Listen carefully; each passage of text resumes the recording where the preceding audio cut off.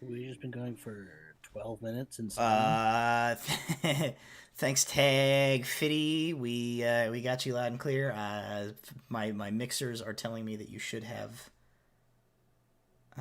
sound now. At least my mic is Yeah, coming I through. just Yep. tuned the stream in briefly. We're good. Hell yeah, radical. Anyway, speed read of all of that. Thanks, Little Dragon Corp and Cardboard Castle. We spent about 5 minutes giving Curtis a hard time. The Cliff Notes version of that is Jason is not joining us just for tonight. Curtis is not joining us for an indeterminate amount of time.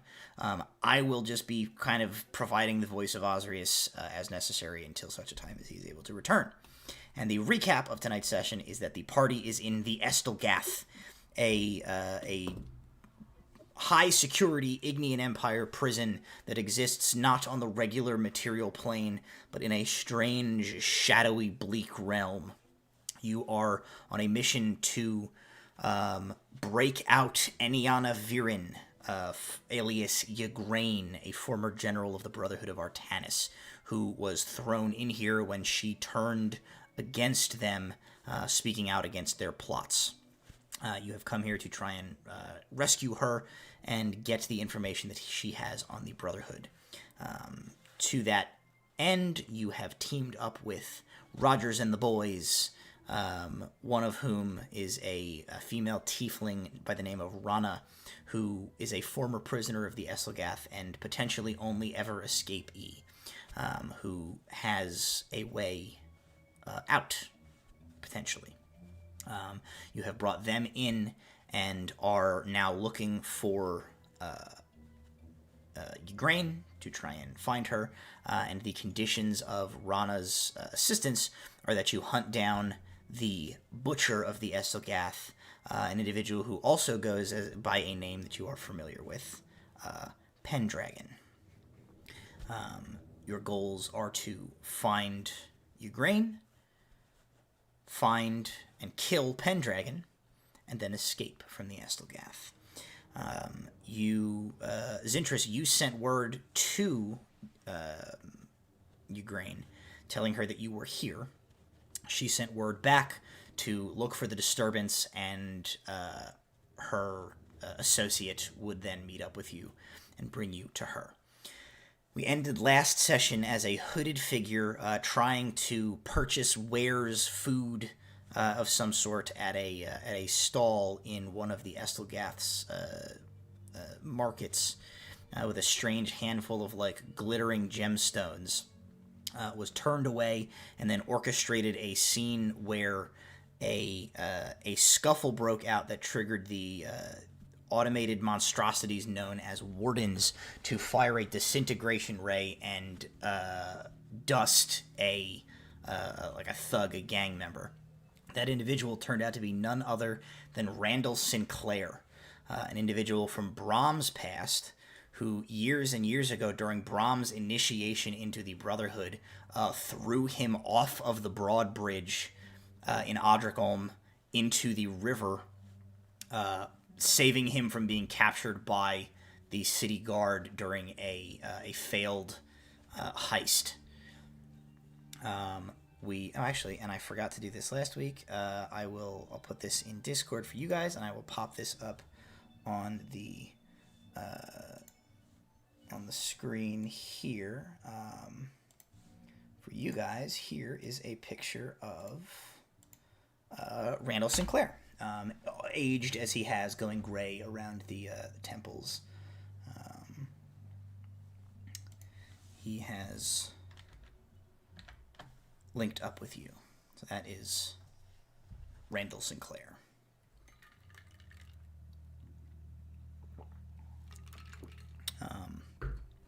I will turn things over to you as Sinclair, who I'm not really realizing kind of looks like Nick Offerman. Yeah, I was going to say... specifically in The Last of Us, Nick Offerman. Yeah, I was going to say, do we have to start dealing with, moss vampires and zombies and shit? No, he's... Let me put him behind me. That doesn't make sense. We'll just disappear him. He's Nick Offerman now. That's canon. Cool. He comes up to you and he I'm says, okay with this. he says, "Hello." It's been a long time, Bram. Alar's just gonna look when I turn to Bram. By the gods, you do know everyone everywhere! He kind of looks around at the group of you and he says, "There are more of you than I was expecting."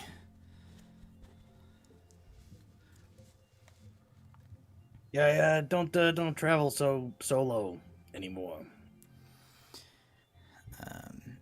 He looks to you, Zintris. He says, "I assume that you are Zintris." He said, "Our mutual friend sent me to come get you." Yes. He looks at you, Bram. He says, Hold on. Why else is nobody else impressed that Matt just like pulled this pretty solid nick off of him and impressed him out of his ass? I am. Because nothing that Matt does surprises me anymore. I have known him. I accept the fact that he's really good at voices. I was like, Nick Offerman doesn't have that distinctive voice. And I was like, oh, but that's it. I've been watching a lot of Parks and Rec lately, so I kind of it's on the top of the dome. He goes, "There are more of you than I was expecting, but that's fine. We should move on, and you should all feel free to not ask me any questions or talk at all." And he just starts walking. He hands Bram a piece of paper that says, "I do what I want." They say, "Yeah, that was my secret. I was trying to buy bread, and I thought I could use a paper that says I do what I want, and they didn't like it. And now he is dust, and I am not." As we're going along, Alar's going to pull even with Bram. I take it that was not a happy reunion. Well, he did prevent me from ending up here at a very young age, so...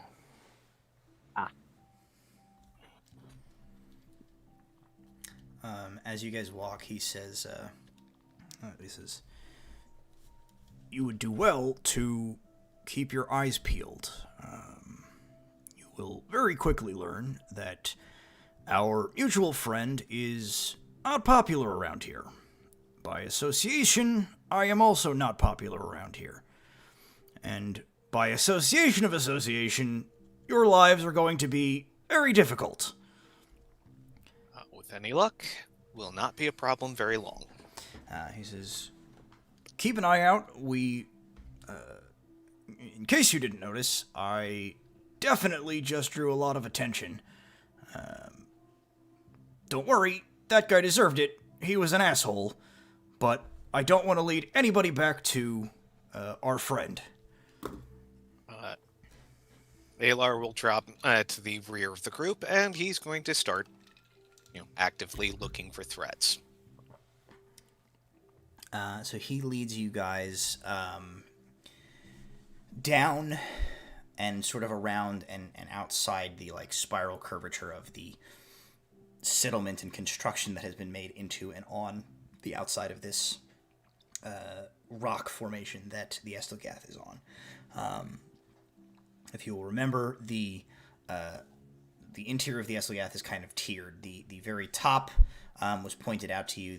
Has sort of the tower with the broken observatory on it, where there is that trickle of blue-green luminous mist or fog or something is sort of winding up towards the ceiling. You exited through the halls, which was the interior of the fortress. You met with Sinclair on what they call the battlements, which is this ring around the outside of the fortress that has been excavated out and is markets and farms and things like that. He leads you down through what he referred to as the estates, which is just a number of these winding switchbacked paths that spiral around and down the ever-widening base of this rock formation. Little plateaus and terraces and outcroppings with stone openings making these little cubbies and living spaces essentially have been carved out of the rock all along here in places like pieces of salvaged material, wood and metal and things have like built platforms up, and there are actual structures. It's all this very like ramshackle shanty town has been built on and around this. He leads you further and further down, and the walkways become more narrow and less well defined. The openings become more like smaller and more destitute as you begin to get like closer and closer, and now very close to like the ground level, where that like expanse of cracked, parched plains just like extends out as far as your eye can see. As you guys get down, he says, "You should be careful here. As we get down to the lowest portions here, this is what's called the outer slums. It's close enough and poorly enough protected that sometimes things from outside make pushes towards the Estelgath.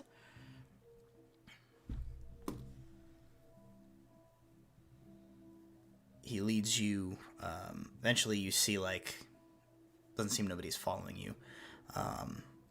There are still people about, but the people who are down here are uniformly, like, they look malnourished, they look destitute, they are, they wear, like, poorly kept rags, basically, as clothing. You see a significant amount more of those, like, gray, desaturated people here. You guys definitely kind of stick out a little bit as you get, further down, as, like, y'all are, relatively clean, and, like, your clothes are mostly intact here. Even Sinclair is, like, seems to be better off than most of the people here.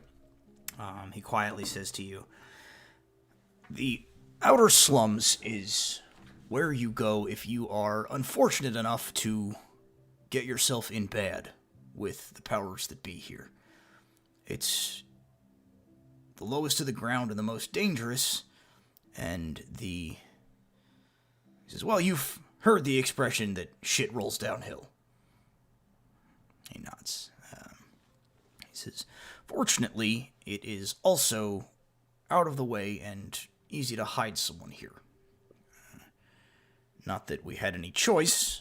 Our friend in the observatory made it very clear upon her arrival that anyone seen lending aid of any sort to our friend was persona non grata and very likely to be next on the list of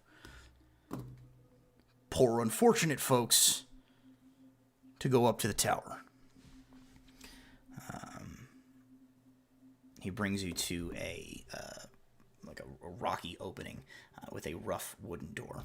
And he says, "Luckily, I don't give a shit about any of that." He pushes the door and he says, "This way," and gestures you guys inside. All right. One last glance around, making sure that no one's Sure. keeping undue notice. I just want to insight check him. I mean, I think he's the one we're looking for, but him ushering us in first feels a little weird. Sure. 27. Okay. And a dirty 20. Okay. Zintrus, with a dirty 20, you see that Sinclair is... You don't detect any... you don't get, like, a weird vibe or anything off of him. He is, like, as he, like, holds the door for you guys to go inside, like, he's doing very much what Alar is doing. He's, like, looking to make sure as you guys enter, like, nobody is like, watching you and following you. Alar, with your 27, you spot... from just outside this portion of the like civilized part of the Estelgath, there is this like rough, barbed wire laden, spiked slapshod fence that separates this very lower portion at like an angle to the plains outside. You see outside the fence, in between the cracks and crevices of the dried arid ground, you see like something small and kind of like rounded, like skitters in the shadows, like, and then like out of your sight again. I will, as I the last pass through. Besides Sinclair, I will mention what I saw. He looks in the direction, and he doesn't seem overly concerned as you describe it to him. He says, "Probably one of the sorrow. If it was just a little one, you don't have too much to worry. They don't generally bother the settlement until they gather in larger quantities. But like I said, it's not good to linger too long here. Best get inside." All right. Then I'm through and let him, close up the door behind me.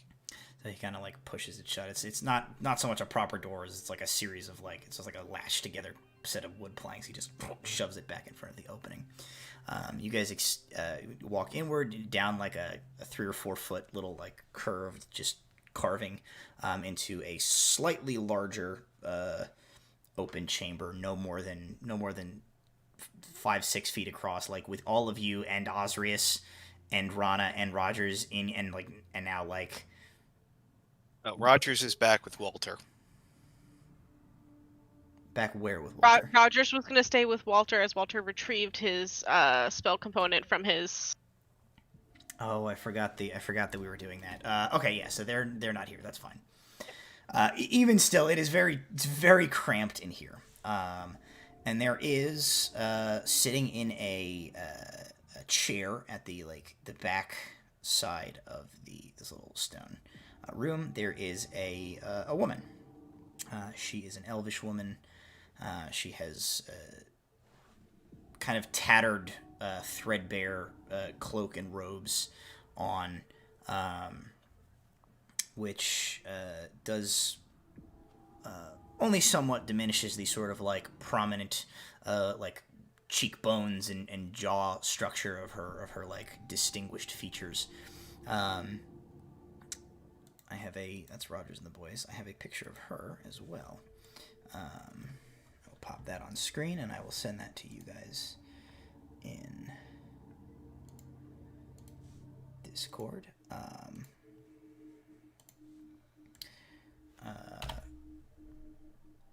You, Zintrus, recognize her. It is, of course, Lady Viren. Despite the fact that she is maybe a little thin, a little dirty, she looks otherwise like no worse for the wear.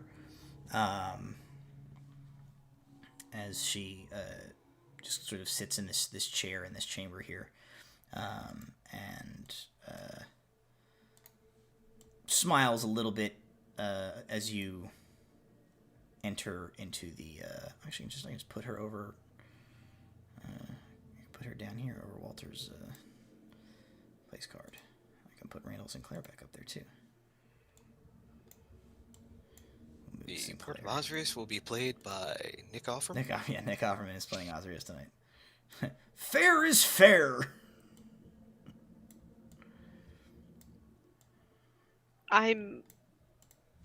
Zintrus was at the front of the group once realizing she wasn't sketched out by Sinclair, and seeing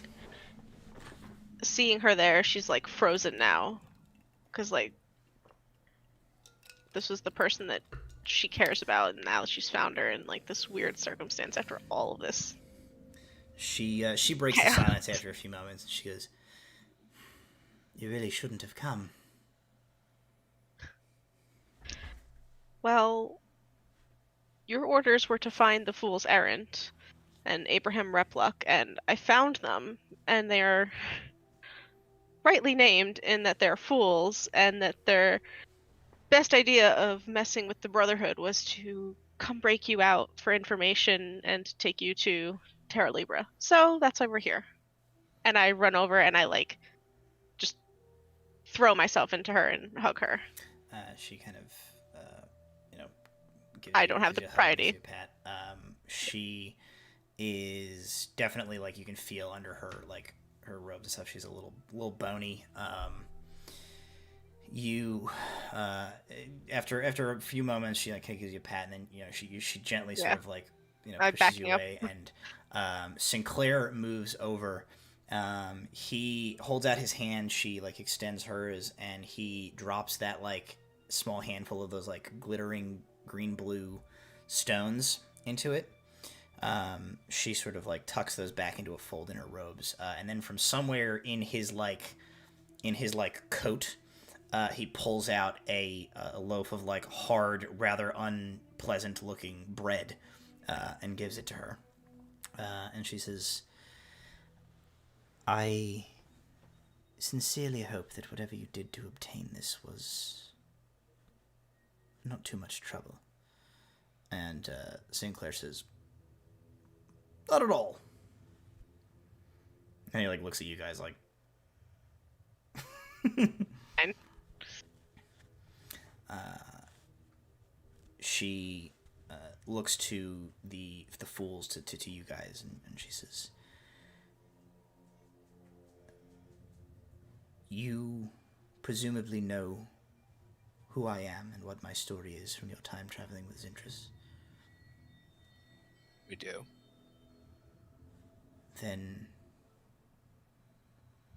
what is your desire from here?" She kind of opens up her hands, and she says, "I am at your mercy." Twofold. One, and also the price of our being able to get out of here. We're gonna go kill the son of a bitch up there. Two, we're gonna get all of us out of here, get you back to Terra Libra, and if you are as sincere as Zintris has expressed to us about your sudden turn away from the Brotherhood, provide them and thus us with every useful bit of information that you have about them so we can bring their crazy little plan crashing to the ground. Save the world. She kind of nods, and you get the sense that she's maybe a little relieved. And she says as much about a moment later. She says, "I'm a little relieved, frankly. I was prepared that you might come here, demand answers of me, and leave me here. It would have been well within your right. I am grateful that you seem not to have elected that path. And I can assure you that my intentions are as stated. I have seen the truth of a delusion that those carrying the Brotherhood's banner have fallen victim to for many, many centuries. And I would like to do whatever I can to ensure that they are not successful in their goals. I require no assurances of freedom or forgiveness for my part in these things. But I would certainly take a jail cell in Terra Libra over spending the rest of my days here." I have no idea what the bookkeepers will opt to do. Besides question you. Presuming that we all survive this, who knows what will be left of the Five Kingdoms. To bring you up to speed, the Empire has declared war on Mithlinde. and managed to successfully capture the king and Naviria. She nods. She says, "Do they have the dragon yet?" Yeah. You knew about that. She goes, "Shit." She says, What's the next step? They have a dragon. Very big dragon. What are they planning to use it for? she says, "Oddly enough, the dragon is a byproduct of their actual intention."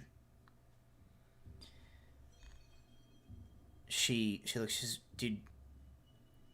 were you present? Did you encounter? No, there's Another group that has encountered some of their machinations. a bunch of pirates that are currently chasing down other problems and fighting them Namely elsewhere. the very large Ignean fleet under the command of another one of the generals. She nods and she says, "The fleet and the operation that involved the dragon was Oberon's domain." That's him, yeah. Another of the generals. She says, as I say, the dragon is a useful byproduct, but not the actual goal. She says, if you weren't there, I don't know how much you know about it, but there was a particular artifact. A gem that was emplaced in someone's armor? She says, as for armor, I cannot say. I merely know that there is an artifact that was needed. It would be the thing that is allowing them to control the dragon. But the dragon is not what they needed. It was artifact, that orb. Or what? She says, perhaps it would be better to save further discussions of these things until we have concluded our business here. She says, there is much that I can tell you. There is much that, if we escape, I hope to be able to show you directly. That will much more efficiently and with much more clarity put into perspective all of the Brotherhood's plans. All right. Table it for now. Okay. You two have been here for longer. How do we get up to the observatory? She turns towards Sinclair. She says, I have only been here a few months, and most of that time has been spent in hiding here. Pendragon, he gestures up, conducts his business from the observatory, and upon my arrival here made it quite clear that I was persona non grata. She kind of reaches out and pats an arm on Sinclair's forearm as he stands next to her. He said, if not for Mr. Sinclair here, I would very likely not have survived as long as I have for you to effect this escape plan. She says, but you, Randall, have been here for much, much longer. Perhaps you should do the talking for this part. He says, I can.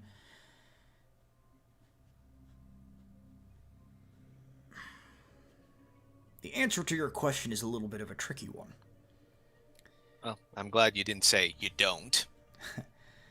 He says, well, it's not that you don't. It's that, generally, if you want to still be alive afterwards, you don't. He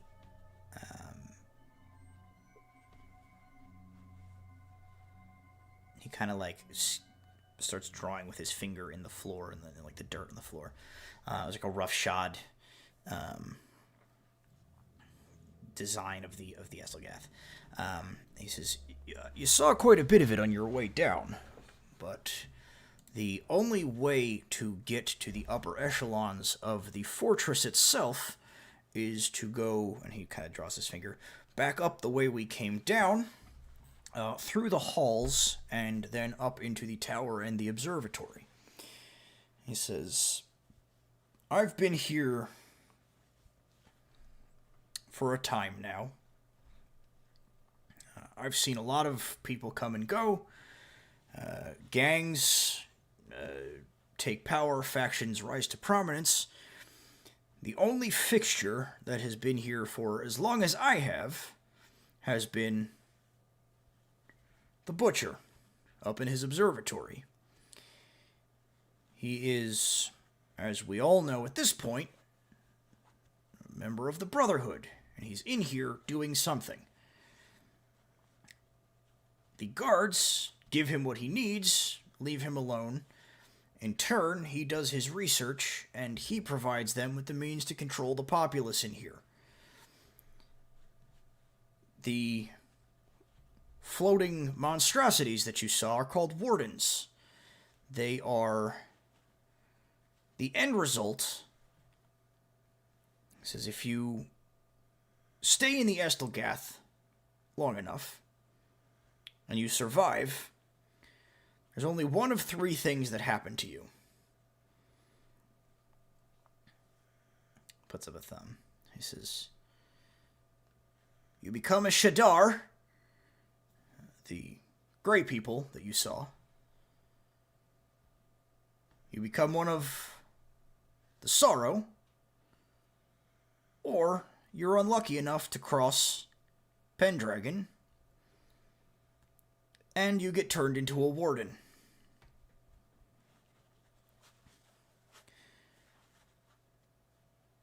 The wardens are dangerous in their own right. When they're not being controlled by a guard from outside, they have a set of sort of programmed behaviors that they follow. If you know what they are and how to exploit them, you can use them to your advantage. Like I did with the thug upstairs. They will respond with lethal force to anything that they perceive as a threat getting out of hand.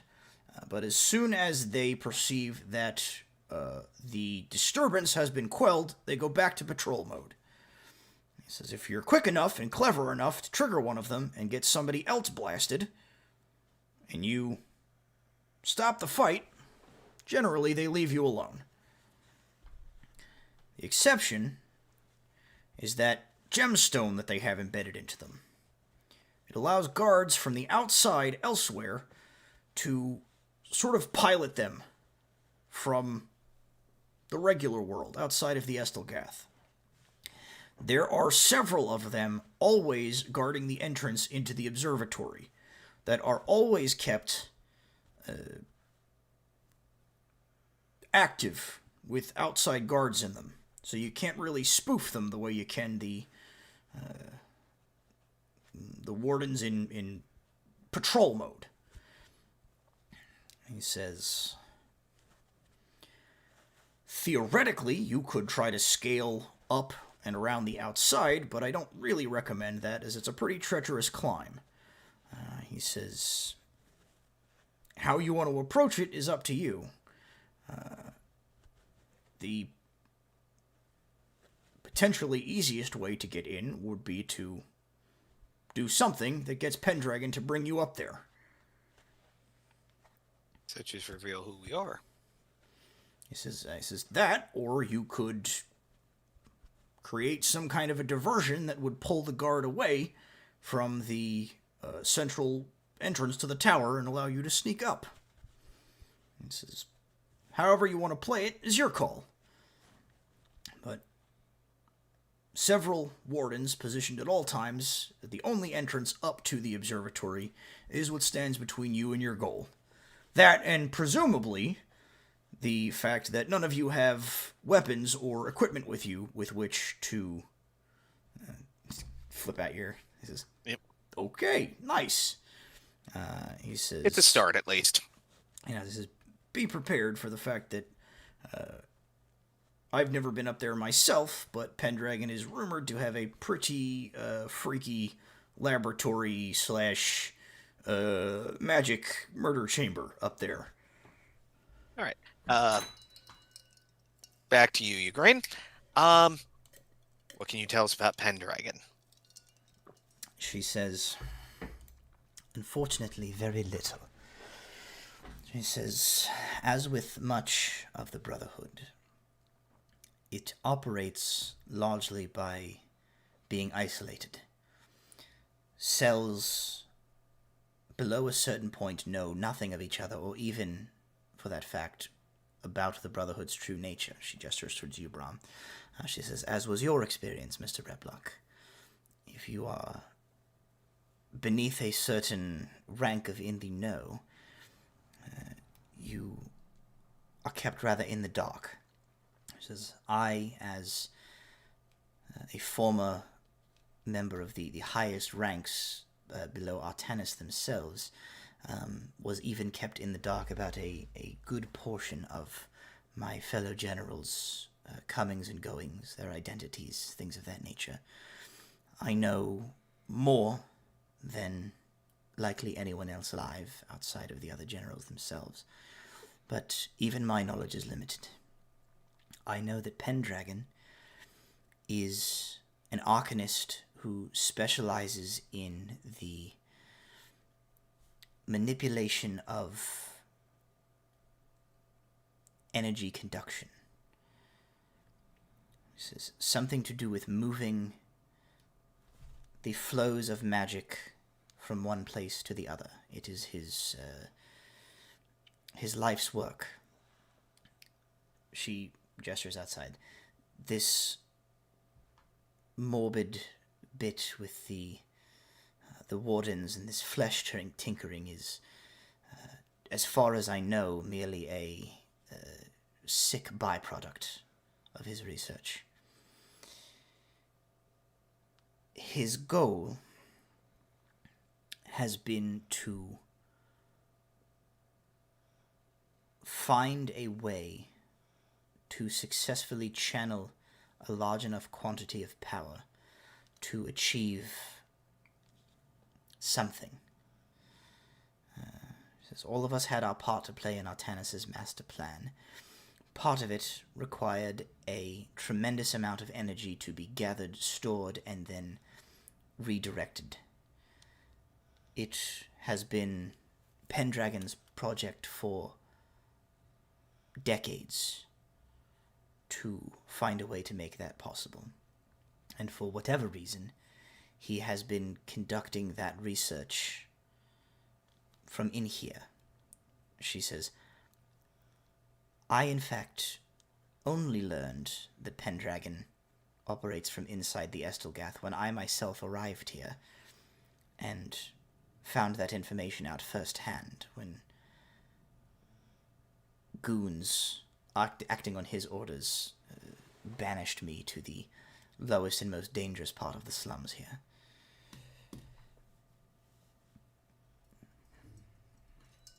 Of course, he's a wizard. That's going to make things a little more difficult.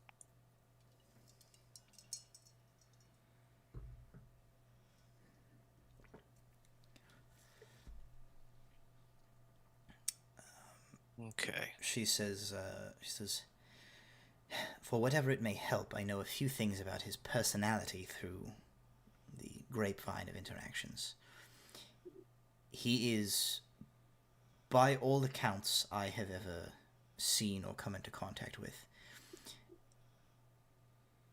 deeply, deeply psychotic, but extremely narcissistic.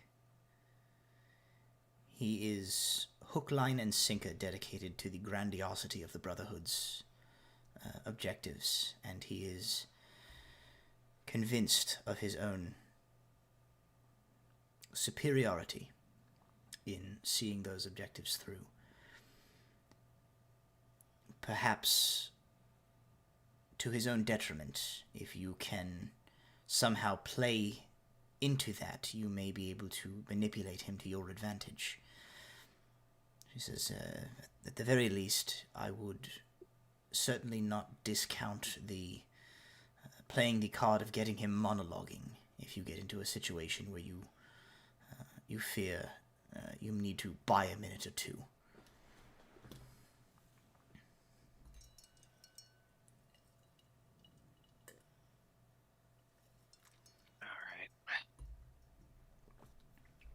His whole part in the plan was this energy. And you kept me far away from your whole part. I know a little bit of what you did. But what is the person that replaced you doing now? She says, my information is obviously limited. I have been completely isolated from the Brotherhood or anything outside the Estelgath since I was sent here. But it is possible that upon my defection I was not replaced.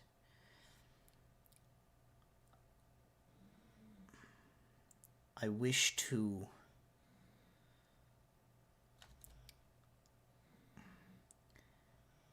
show rather than tell for a great deal of this, if possible. But I can tell you that my objective had to do with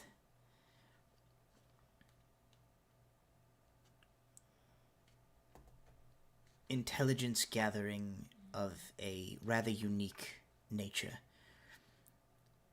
With chronomancy. She nods. She says, with chronomancy. It is why the Brotherhood is so good at staying a step ahead of its enemies.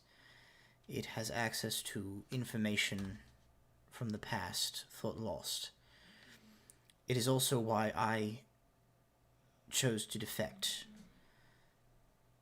Their entire purpose is being driven by information gained through the use of a certain artifact that I have been the charge of for many years. It, in essence, is allowing them to receive marching orders from the past. I came to the conclusion,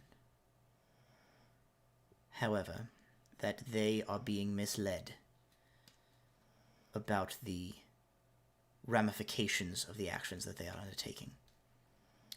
When I raised these concerns, I was cast out. But I am convinced that if they follow the path that they are on, there are deeply, deeply dangerous repercussions coming very soon. She kind of looks at you all. She says, if you understand nothing else of the Brotherhood of Artanis, you should know that the music turned off. You should know that they are dangerous not because they are malevolent or maniacal or dangerous in what you might call an evil sense. They are so dangerous because they deeply, deeply believe that they are right and that they are doing something good. I have some experience with such people.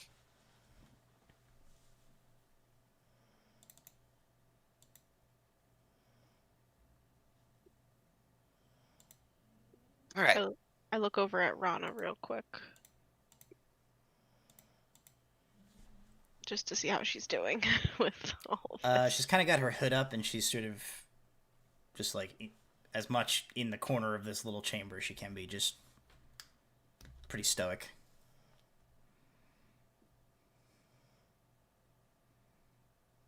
Well, we've got to figure out a way up. Got to kill a man. And get out. Gotta get out. So we all have to move together, which is a little That's problematic. Yeah, that's going to complicate things. You don't happen to have any spellcraft of your own by chance, do you? She point. Oh yes. Who do you think taught me everything I know, Aylar? You've told us exceedingly little about her, personally. I handed you my journal. You have everything. You just didn't read enough. Fair enough. Been a little busy. Can you disguise your appearance? She says, I can. To a degree. She said that if your concern is my moving through the Estelgath, that should not be an issue.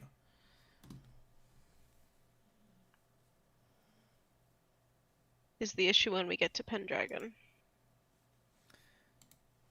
She says, I think the first issue is getting to Pendragon. The issue after that will be Pendragon. And the issue after that will be getting out after dealing with Pendragon. Well, we got a way out. We just need to do the first two things. She says, I will accompany you as I can. You should be forewarned. She says, I have magics of my own, but I am not a frontline fighter. I will do my part if I must, but it would likely be better if during a direct confrontation I was out of the way as much as possible. I would likely be more of a liability to you than an asset. And she kind of gives a little half tilt. She says, if I don't make it out of here, you get no answers. Oh no, you are second most important right now. The most important person, well, they Point at Rana. because something happens to her, doesn't matter whether we get an Artanis or Pendragon or not. We aren't leaving. And if we don't get him, we're not leaving either. So yeah, you stay out of the way. Rana, then at this point, she says, I can provide more information about Pendragon now that the Lady Viren has told you what she knows. We're all ears. The wardens are, as she says, a byproduct of his work. But they are not a coincidental byproduct. You say, Lady Viren, that she is searching for a conduit to channel a large amount of magical energy. The conduit that he searches for, his goal is for it to be a person. That is the nature of his work. He is trying to find a living subject that can withstand or be modified to withstand the forces put upon the body when an otherwise lethal amount of magic energy is passed through them.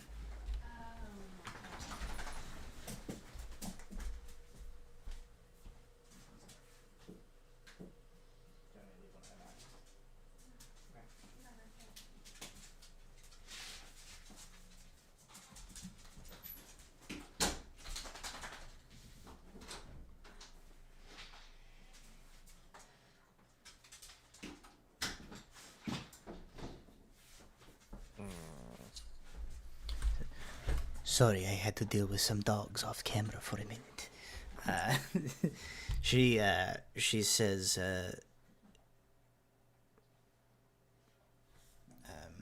like gestures to the scar tissue all over her and these like intricate whorls and lines.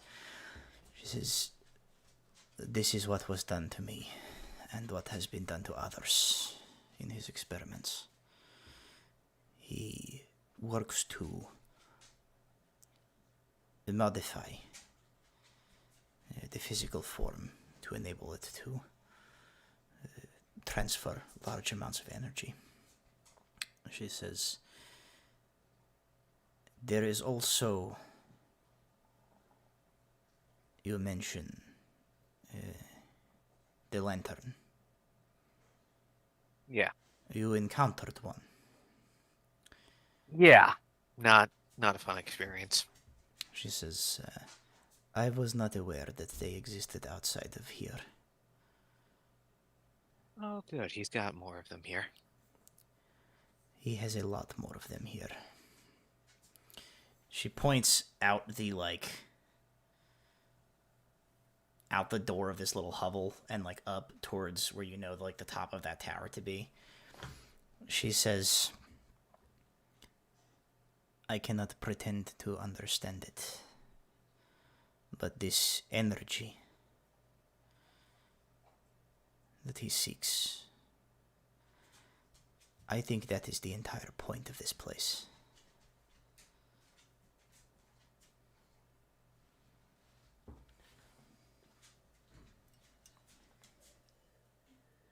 So he gathers up that energy in those lanterns? She says, "I am not sure." Hmm. She says, "You will have to ask him when we meet him to get more information from him." Or just rate his work, because I don't think we're gonna have much time to talk. Which I'm okay with, personally speaking. Rana. Lady Viren says, like, "Remember, narcissist." Monologue. Rana, something that may come up, and I think I should mention it now. It's my intention to grab as much of his information, work as possible. Not because I want to see it repeated. Let me make that clear. That other group that we're operating with did mention that other people have been taken to, including family member of one of those pirates. It's believed that that person was sent here. And if there's any way to reverse the damage that's been done, I mean, it's not going to, obviously, it's not going to fix, the torture, but if there's a way to undo it, the only way to find out might be in there. She says, "I trust that your intentions are not malicious." She says, I figured I'd mention this now rather than, you see me gathering up everything and you're like, what the hell are you doing? she says, Okay, good. "All is well." All right. Then we're back to the big questions. How do we get in? Bram, any ideas?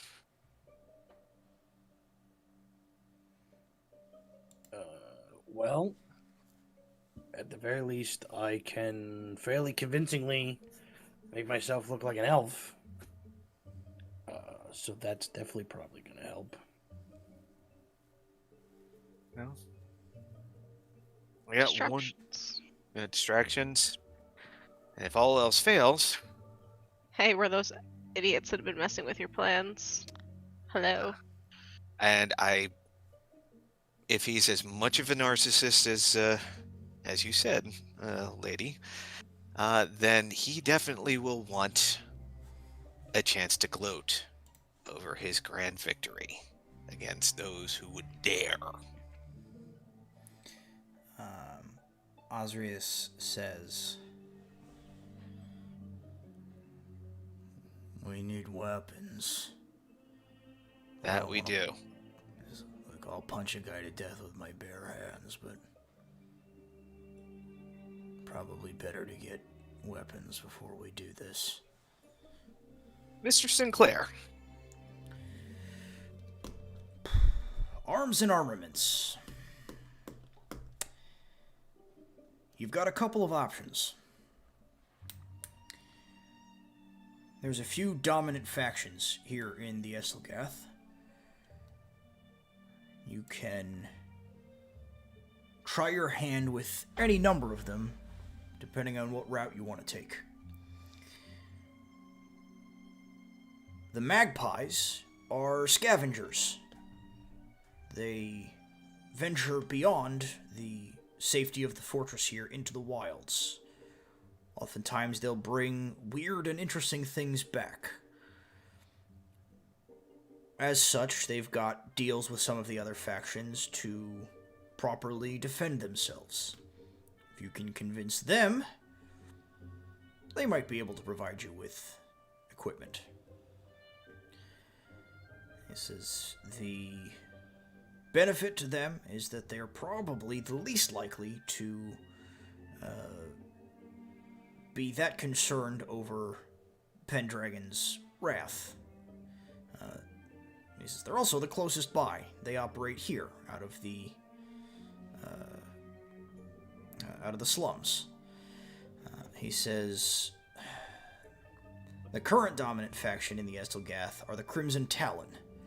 They've got the most equipment. They're also a pack of assholes. He says, they've certainly got what you want. They're not going to give it to you. If you want to go with that route, they've probably got the most and the best stuff, but you're definitely going to have to take it from them by force. He says, unless you want a bunch of shovels and rakes, the harvesters are not going to be able to help you. He says the Scorpion Brigade is another gang. They are starting to vie for more territory. They're not going to be as well equipped, but you could theoretically pit them against the Crimson Talon and try and make out that way. And he says, the last two, I would say, are probably your last resorts. There is a group called Lock and Key. Group of real assholes led by a former mercenary brigade leader of some sort by the name of Rasp. They've decided that we all deserve to be in here, and they have appointed themselves the cops. They like to think of themselves as an extension of the guards and wardens' law. They've got some equipment, but getting them to go against Pendragon or trying to play them against Pendragon is a long shot. He says the last group is a bunch of religious zealots that have existed here for some time, called the Promise of Oblivion. They've got what you would expect: daggers, long knives, creepy sort of culty implements, but heavy weapons and armor are not their thing. They're also a bunch of nihilists who think that the world is doomed to a endless black void of nothingness, and welcome death and pain at all turns. So, don't talk to them. They suck.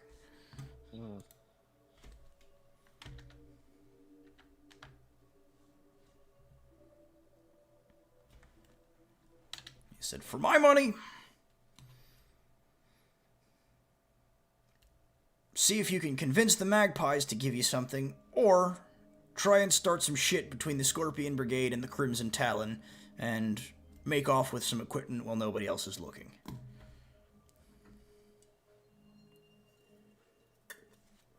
Having the two of them go after each other might also make a very good distraction, get some of those wardens looking the wrong way. It's possible. Ugraine reaches into her robes and pulls out that handful of, like, glittering stones. She says, you also have this at your disposal, should it be helpful to your plan in any way. What is this? She says, it is called glint. She kind of looks to Sinclair. She says, I think you can explain it better. He says, not really. He says, gold is worthless here. Primarily, everybody gets by bartering, trading things. Glint, he gestures, is... it's kind of like a crystallized essence of whatever that stuff coming out of the ceiling is. He says, it looks like light from a distance, but it clearly has some kind of semi-solid quality to it. Occasionally you'll get weather here, and it will sort of snow essence of some of that stuff. Where it trickles and gathers and collects, it can crystallize into this stuff. He says, it's pretty dangerous and pretty difficult to retrieve, but it's a useful resource here. He said, the inmates in the Estelgath have figured out how to use glint for all sorts of things. They can make it into fertilizer for crops, for medicine, or one of its most popular uses, as drugs. He says, being that it's so versatile, you can treat it like you would gold. He kind of holds out the handful. He says, this here to the right buyer, probably enough to get you, you all decent sets of armor, decent for in here anyway, armor and equipment that you would need, but doing that under the radar is going to be difficult. He says, he kind of holds it. I says, it's also probably enough to bribe somebody to start some shit, if that's the route you want to go.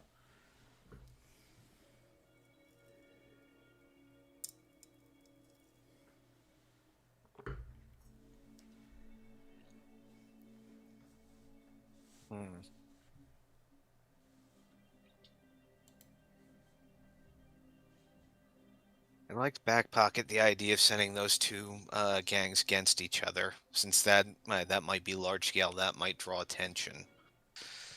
So, probably means that we're going to be talking to the magpies, unless, Bram, Sintress, you're better at talking than I am. I mean, I'm happy to talk to whoever we want to talk to. I don't really care which. I like the idea of those two groups having it out and starting some trouble to distract some eyes for us. So that could be the last route. If we could arrange it that we, you know, I heard so-and-so was talking, blah, blah, blah, meet here to talk it out. Get it close enough to the tower. Let them fight it out in full view of those controlled wardens. Could be the distraction we need. Keep in mind, the people that live here, a lot of them have been here for a long time.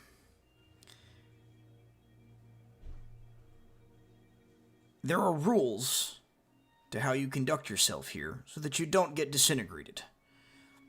All of the people already here know those rules better than you do. If you are intending to start a food fight in the cafeteria and have everybody break out into a brawl, it's not going to happen.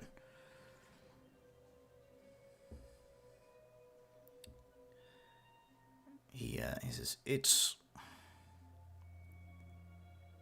not that fights and things of that nature don't break out here, but the power plays here are a lot more subtle. They have to be. We live in a place where if you raise your hand the wrong way, a monster with a crystal for a head turns you into a pile of dust. People have had to get very creative with how they exercise their need for violence.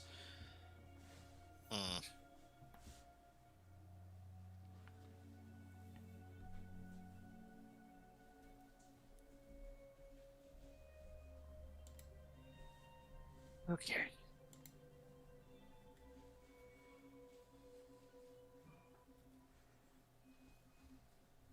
You say the magpies would have armor as well as weapons for us? If be a little weird, but He says, very likely. He says a lot of their work takes them beyond the safety of the fortress into the wastes. It's dangerous in and of itself. That's where the sorrow lurk. You've mentioned them a few times. What are they? He says they are what happens to someone when they've lost everything that makes them anymore in this place. He says the Shadar are changed by their time here, but they are still fundamentally people. When you lose everything, you change. You become twisted, a monstrosity.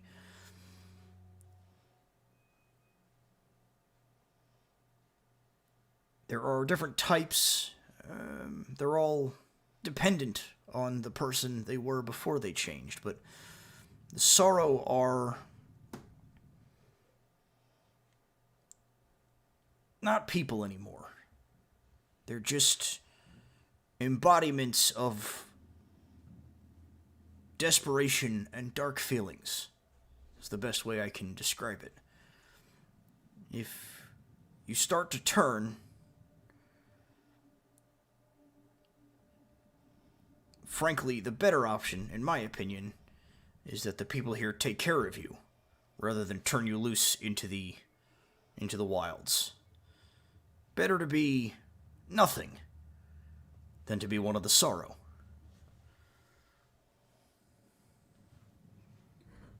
Okay.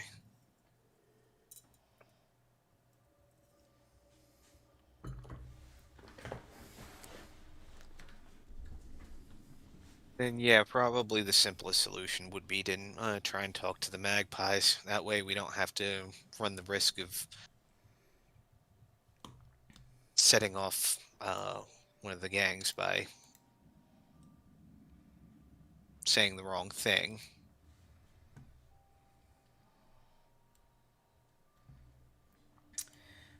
He says the magpies are run by a woman by the name of Minnow Pharaoh Splice. She was a gnome when she came down here. She's technically still a gnome, but she's a Shadar.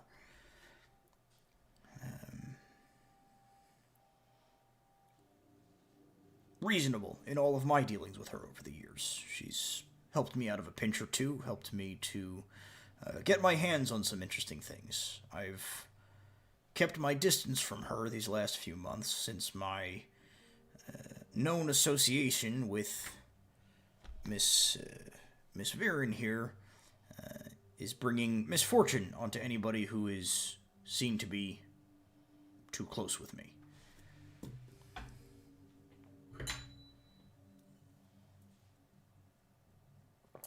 Right, so we'll make a point not to mention you.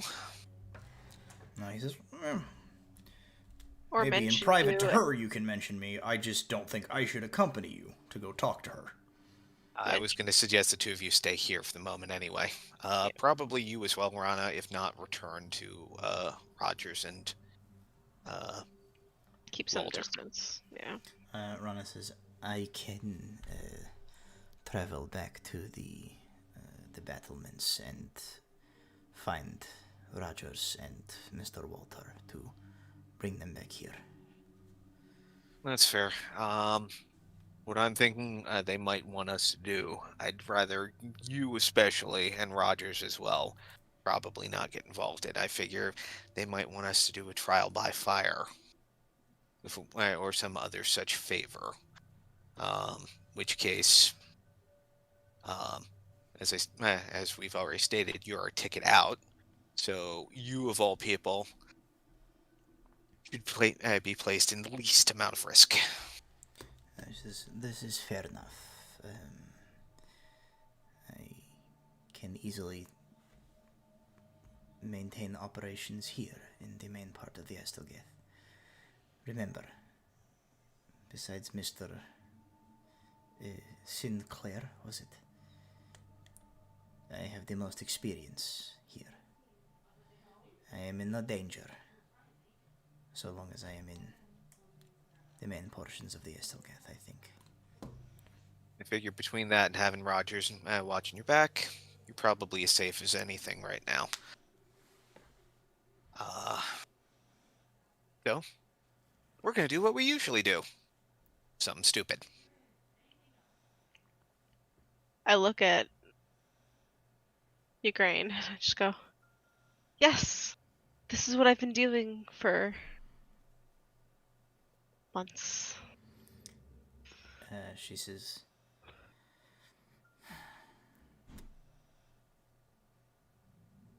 you will, I think, find, given a long enough career, that the company of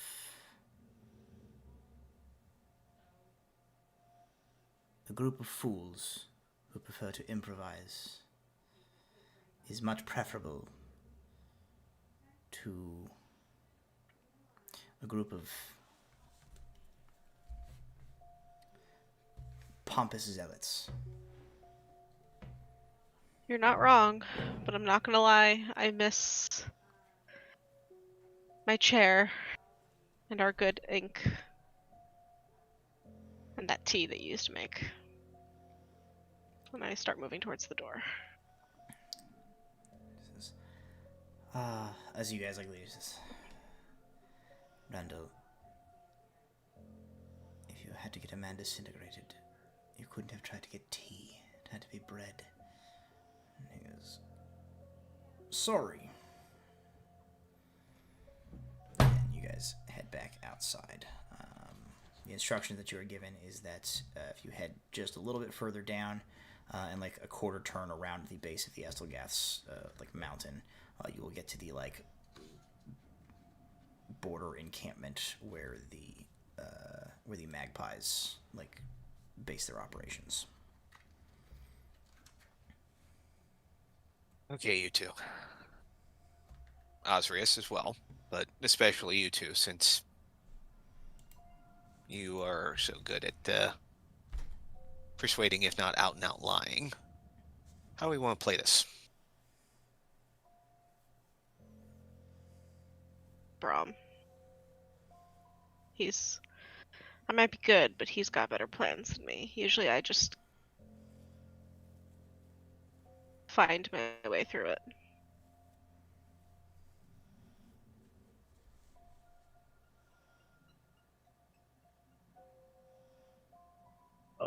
Well, I think we all agree that we like setting some factions against each other. We also want to get some stuff. Because I'm not fighting anybody with my fists. I'm not Osrius. I'm not going to do that. Not here. If it was in a tavern brawl, okay, yes, definitely fists. You don't break out the knives until things we get do real have serious. confirmation, though, that, magic works normal, right? Yeah, I've already sent a sending and that worked fine, and some things have worked here. Oz says, Pendragon takes people and he turns them into monsters. He's a bad guy. Just tell the magpies you're gonna kill him and ask for stuff.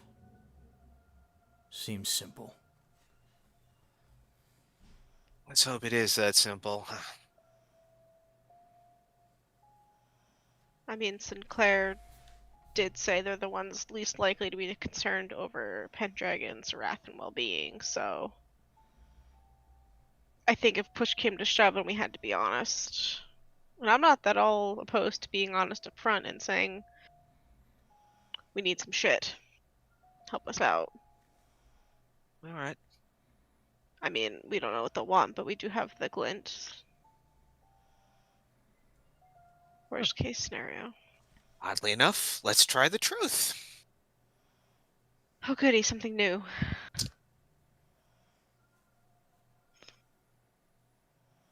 And if that doesn't work, then Oz can punch someone to death. Yeah. Then we can He says, trick them other ways. if we tell them we need weapons to fight a guy who's been turning people into monsters, and they say no, then they deserve to get beat up. Oz, you have a beautiful ability to distill things right down to the core. Can we put Oz on some kind of council when all this is over? I think Oz just sees through the bullcrap a lot better than a lot of people. Why would you want to punish him? Yeah, that's fair. Let's go. All right, we Wander to the magpie. approach the Magpie camp. All right, off you head to the Magpie camp, which is easy enough to access from like the interior. You can just like basically walk into the back of it. The exterior of it. So basically, you come down this like stone, this stone pathway, and at the like ramp down where essentially it would like let out into the like onto the like plains beyond. There is like this massive like spiked metal. It's kind of like the Epcot ball. Made out of like pieces of metal, right? It's like multifaceted, open in the back so that like you can walk down at the ramp, and then like the exterior of it, which like comes to the ground at the base of the stone, is like you can kind of see through some of the gaps on it. Has these like massive like spikes welded all over it. There's like a big heavy gate on the far side of it where theoretically can be like opened to escape out. So this thing like protects the entrance to like get up into here, where it's open to the wastes on the outside, and comes right up to like where the stone closes the path off on the back sides of it. So you walk down basically into this thing. There are like tents and some like ramshackle little buildings have been made here. Maybe only a dozen or so. There's probably 15, 20 people kind of milling around at the moment. There is a large sort of central cook fire in the middle where the good cauldron of something is currently boiling. You see that there are stacks of like various supplies in these like beat up crates and chests and cases. You do see that there is like what appears to be like an armory here and a small little barracks and stuff like this. It's essentially like an outpost where clearly these people make like forays out into the wastes. Somebody sees you guys as you come down. A human man, maybe in his mid-30s. He's wearing like this mismatched patchwork of like leather armor with like the occasional like metal plate like stitched onto it here, there, or wherever. And he says, "Well, your new faces, what can I do for you? You here to trade? You here to join up? What you need?" Right. He says, "All right, what you got to trade and what you looking for?" He says, "Name's, let's see, what's my name? My name is Mike." Mike? He says, my name is Michaels. What can I do for you?" Michaels. Michaels, I know it was a long build up where it seemed like I was trying to think of what my name is, and then it was just really normal. So it's kind of disappointing, but that is my name. I look at Alar and Bram to confirm we're going with the truth for a second. I kind of try not to laugh at Bram's, like, I guess face. Listen, we haven't been here long, but we fucking hate this place. I'm sure you found a way to do alright here, it seems, but, the guy that controls everything up top? Yeah, we kind of fucking hate his guts for a lot of personal reasons outside of this place, but now being here, it's worse. So we need some shit to go fuck him up, and we've got Glint. So, can we talk to Minnow? Make a persuasion roll. I smile with my nice, pretty elf smile. Oh. Hold on, that's 19 plus 11, I froze. 29, 30. 30 persuasion. Yeah, you can for sure talk to Minnow. Can I get you like a sandwich or an iced tea while you wait? Jesus, fuck. I've never Both, met anybody. actually. I have never met anybody that I wanted to help more than this discussion that we had right now. I will be right back with the boss. You just wait there while I cook fire. The sandwich and the iced tea would be great too if you actually have it. I am a little So hungry. we do not. Okay. Sandwiches are illegal here, and iced tea hasn't been invented yet. Damn. All right, we'll just wait. There's no ice. So no, I can get you a bowl of gruel and a mug of cave temperature liquid. If We're good. Legally, we can't call it tea. We have to call it liquid. liquid. He goes off into another part of the camp, and a couple of minutes later, a short Shadar gnomish woman comes up. Her skin is like completely monochrome, like grayish. Her eyes are like solid white. Her hair is pure white. Other than that, she looks like fairly normal. She walks up and she says, I am Minnow Ferrosplice. I'm in charge of this little outfit here. My subordinate tells me that you have a Cuckoo for Cocoa Puffs story to tell, and you want me to give you weapons so that you can go fight God, essentially. Essentially, he's right. We hate the guy upstairs in the big tower for a lot of reasons outside of this place. And now being here, it sucks more. And we get the sense everyone's really sick of it. And if we figure we're just going to die here, we might as well try to take him out while we're here. But we'd like to have a little bit of a fighting chance. So some armor, some weapons for those of us who need it.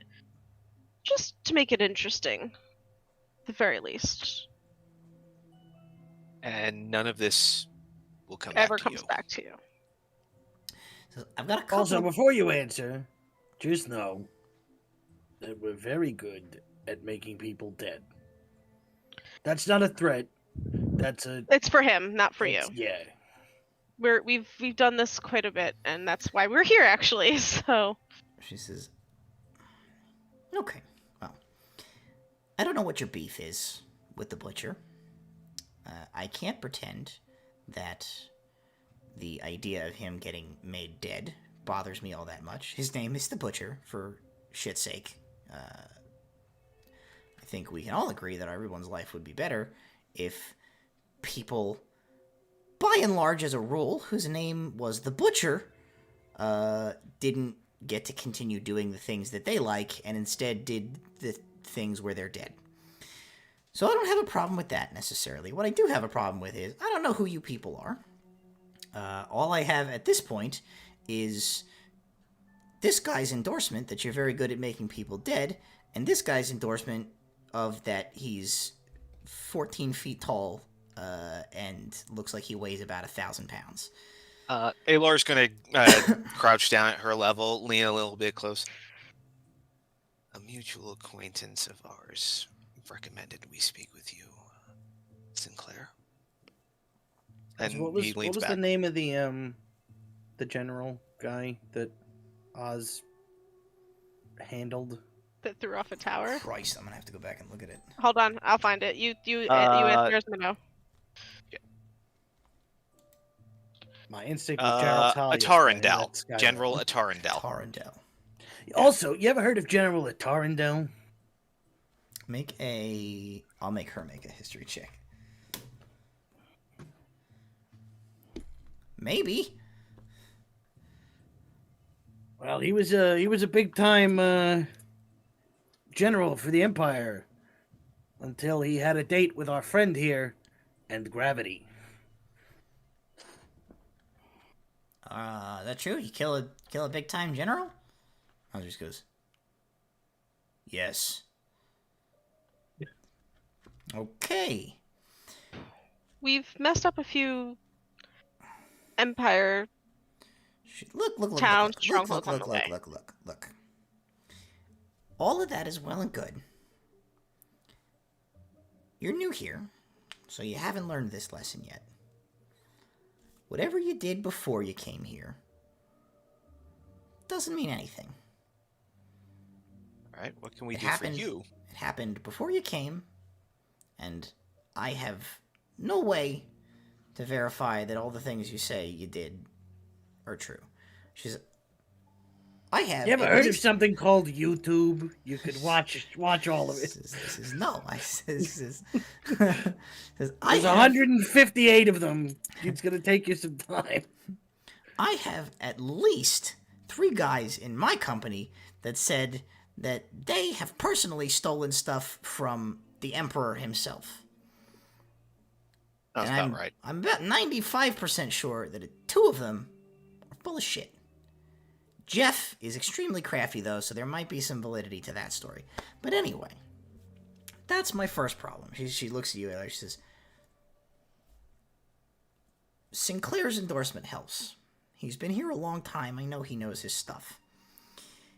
If he thinks you've got a shot at whatever this is, okay. That buys you some credit with me. Here's my other problem, though. She, gestures to all the people around her. She's like, do you see a potential issue with the anonymity of me giving you some of our gear in this scenario? And you see that, all of the magpies, have this very distinctive, style to their, armor and their gear. She's like, if I give you my equipment, number 1, I don't have it for my own people's uses. And number 2, it's definitely going to come back to me.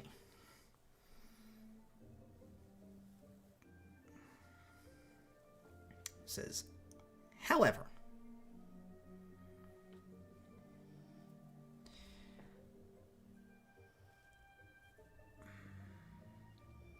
you said you had glint? Mm-hmm. How much? Interest. We'll only pull out a little bit of it. There's more. I learned my lesson the hard way on showing all of mine on the road here. But Yes. This is a good portion of. Okay. I've got an arrangement with the Crimson Talon. They provide us supplies that we need. Their name gets tossed around and people don't try us when they don't need to. And in return, I float them useful things that they need from our scavenging.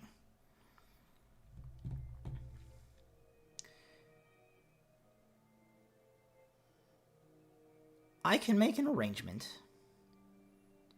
that I want to barter them the equipment that you might need for some useful things I have here.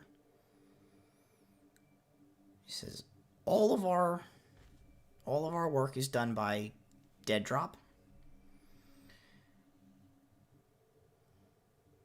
On occasion, things go missing. Part of the risk of doing business.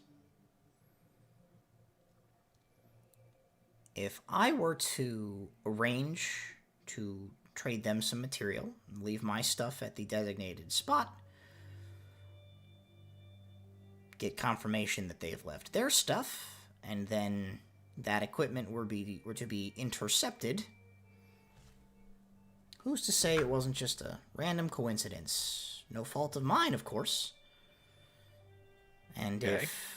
she says, and if you have enough to cover my expenses on the supplies that I'm going to give to the Crimson Talon and get nothing in return, then that makes it worth my while. I don't lose anything. Crimson Talon doesn't get in anybody's hair. And you guys get what you need. And no blowback comes back on me later. Makes sense? Sounds good to me.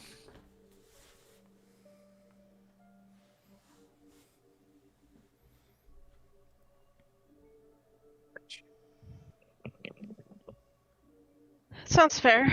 I think whatever causes the least amount of blowback and lets us all get what we want.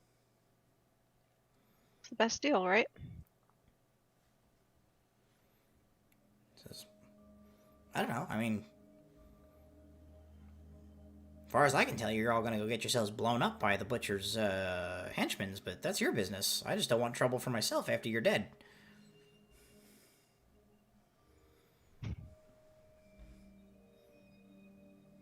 Well, like I said, we either die here or we take him with us. So, either way. To each his own. I mean, you could... I mean, yeah, you're going to die here. We're all going to die here. How quickly that happens is really up to the personal decisions we make, and I have no stake in what you do with your personal decisions.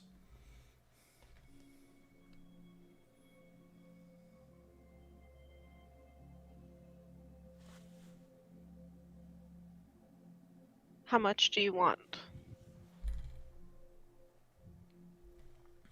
She she channels Randall Sinclair's namesake. She says, "I think you misheard me before.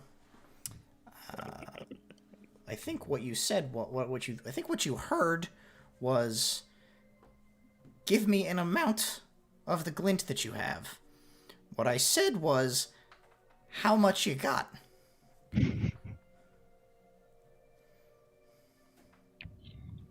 I look at Alar for a moment. I give it. She looks at you. She says, "That'll do it." She says, tucks it away. She says, "Pleasure doing business with you." She takes a scrap of paper. She scribbles a location on it that she hands to you. Means nothing to you, but she says, "If you're working with Sinclair, show that to him. He'll know where to go look. Give me 6 hours. Then go check there, and you should have the things you need." She holds out a another parchment and a quill to you, and she says, "Make a list. I'll get everything I can from it." Thank you, Minnow. All right. About face. What do we need? I'm Obviously. kind of shit with weapons. I just need something to make sure I'm a little less squishy. Okay, so light armor, at least a dagger for you. Chances are you're gonna have to. You might have to get in tight with something. Yeah. Bram. Probably similar. Okay. Oz, obviously, the biggest fucking axe I can get they can get their hands on. Yes. Anything else? No. Okay. want to get my hands on a short sword, maybe. I don't think it's too much to ask for a rapier. We should see what Rana and Rogers need, as well as I don't know if Sinclair will be joining us on this or not, but we should get them something for protection as well, even if it's just something stabby. Hmm. This was their glint that we just dropped after all.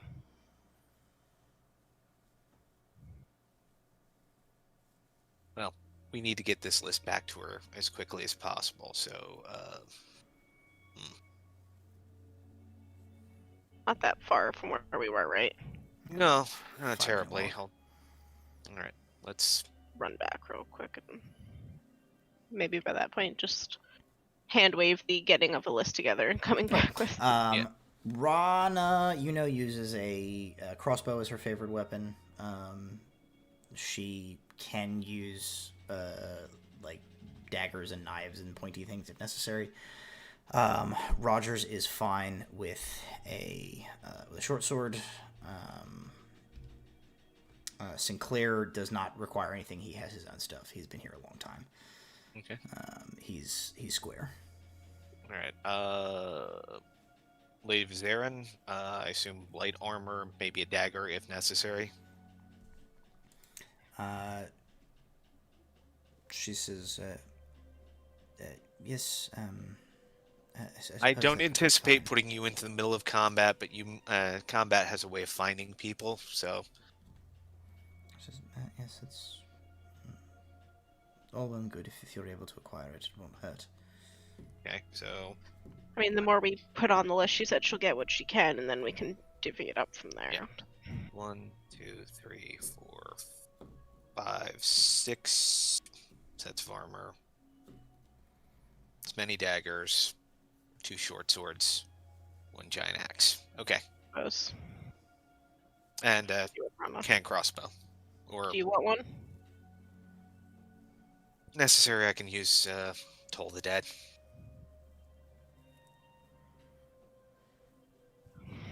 Okay. So you run that back to the magpies.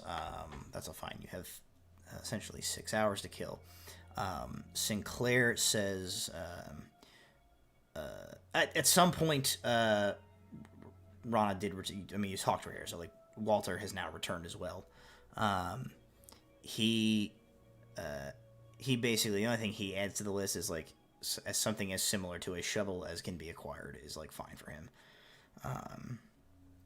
And as you guys now have like 6 hours to kill, Sinclair says, I've got a few things stashed away of my own that might be useful for this.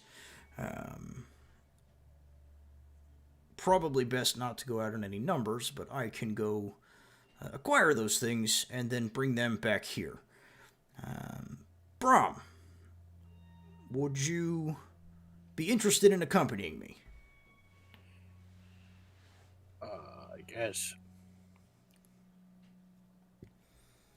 He says, Bully, let's go. I feel like I need popcorn for this. Hold on. So he leads you back out. He like pulls a hood up for a over bit his of head. wood. At least I can spend the time whittling. Yeah, well. As you guys walk upwards out of the outer slums up towards the part of the tiered level that was referred to as the estates. You walk with Sinclair after a little while. He says, it's been quite some time since I've seen you, son. You seem not to have gotten yourself killed, which is good. Not for lack of trying. He says, you're not mixed up with the Brotherhood anymore. I'm glad to hear it. How did that happen? Well, I found out that they were into worse things than I was led to believe. And when I started asking too many questions, they tried to get me to stop asking so many questions, if you know what I mean. He kind of nods and he says, "Your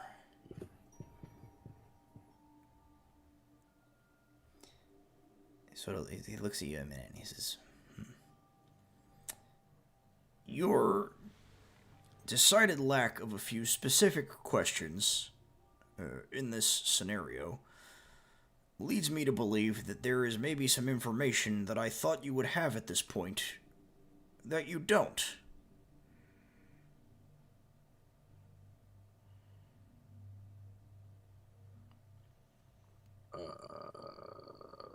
You gonna fill me in then? He says,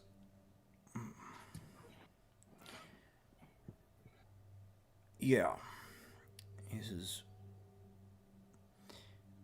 "If you'll remember, when we interacted before, it was your initiation, the job that you did to see if you were worthy to join the Brotherhood.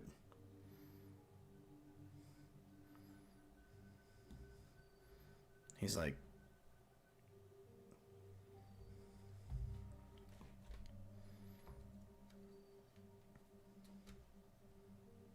"I threw you off a bridge." Yeah, I'm aware. He goes, "Are you not curious as to why I am here now in the Estelgath, also helping to fight the Brotherhood, when the last time we met, I threw you to safety to help complete one of their missions?" Well, I guess I assumed you had a similar thing to me, where you learned a little too much to keep going to the day job. He says, "No, that is not the case." He says, "And the fact that you didn't know that is what I'm talking about when I said it seems like there's some information that I thought you might have that you clearly don't." Okay, well, you think I've got information, I think you've got information. Just He shakes his head. love He of shakes God, his head. He says, tell me the information. He says, "Am I to understand that they never told you who I was and why I was on that mission?" I don't think you ever came up ever again after that. He says, "Not the Brotherhood." He, pulls back the, collar of his, robed shirt. And you see on the back of his neck, trailing down his back beneath his clothes, you see very familiar, razor-thin, silvery lines. Perfectly straight scars. He says, "I'm talking about Reynard and Isengrim." Okay.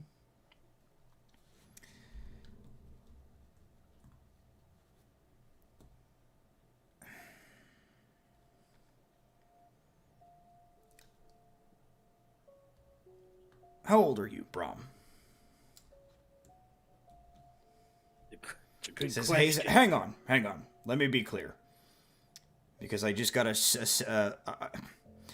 I got a disturbance in the Force, like somebody thought I was about to reveal that I'm your dad. And I'm not. I want to be clear about that. You're very much not an orc, my man. Your mom could be the orc. I don't know. Well, I do know, actually, but that's not the point. It's been established. Your mom could be the orc. That's a t-shirt. He says, You're what? 30, 35. 33. He says, and you were 18 when we met, maybe? Yeah, thereabout. He says, you and I have a lot in common. They found me when I was a kid, and they helped me out of the Empire, too. Yeah, that's kind of what they do. He says, right. That was 20, 25 years before you were around. I haven't seen them in a long time. I've been here. I don't know if you've seen them recently, but I can tell you this for sure. From the day I met them to the last time I ever saw them, neither of those two aged a single day.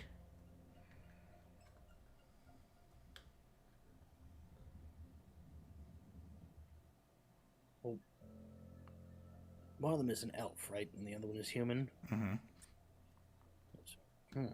Well, that would track for one of them. He says, I know some things. When they were raising me,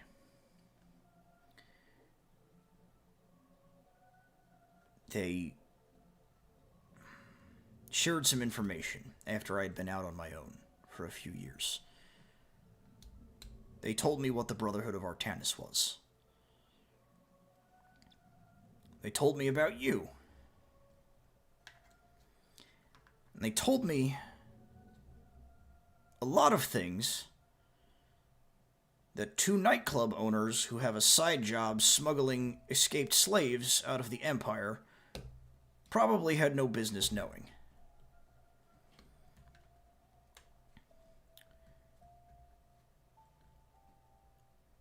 I was on that mission as a failsafe.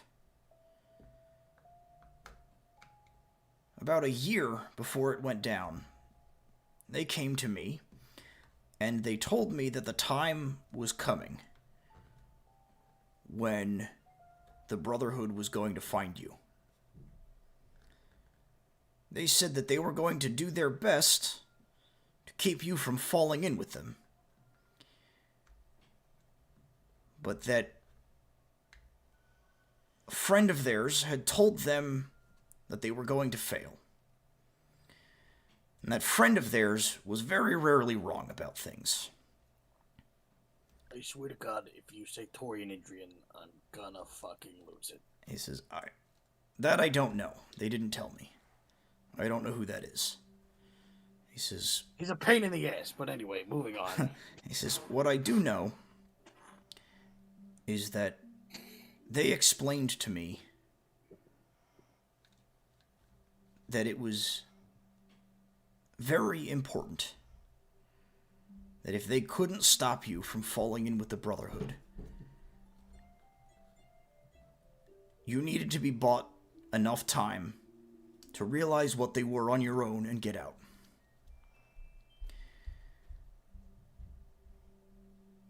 I didn't understand it at the time. I understand it a little better now.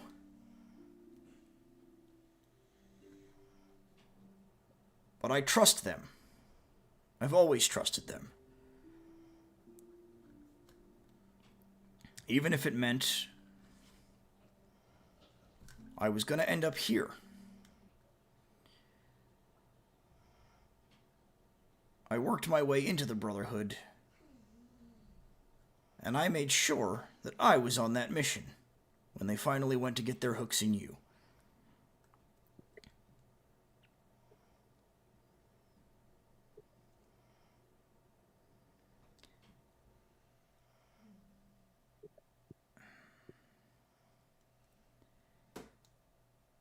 He looks at it, after all this time, he's like, frankly, I'm kind of annoyed that they didn't tell you that. They're not big on telling people a lot of things. They're not big on words most of the time.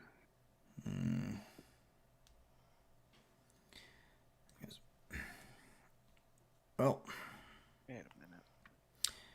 regardless, I don't know what's about to happen here. If I can get out with the rest of you, that'd be great. The Estelgath sucks, and I'd like to leave. If I can't, or I don't,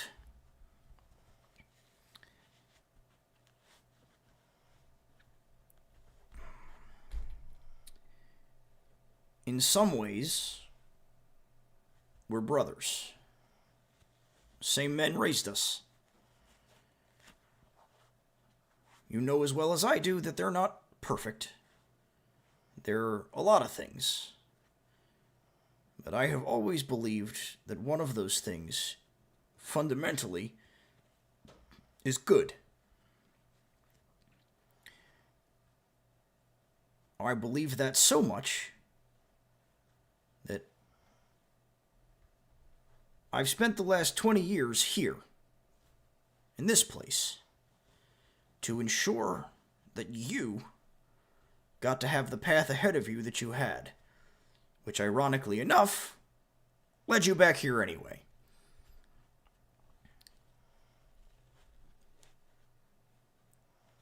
I don't know what the play is. I know that they are more than what they seem to be. And I know that, for whatever reason, it's very important to them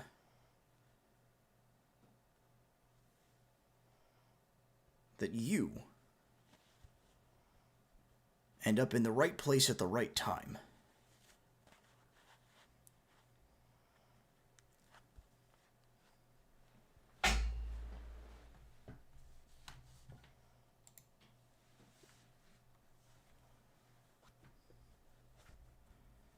Not a big fan of a lot of people thinking they know what's best for me and what I should be doing or need to do. But seeing as you did 20 years in this shithole, because you believe in whatever destiny, magical, Bram is the chosen one shit, I'm gonna choose to believe you for now.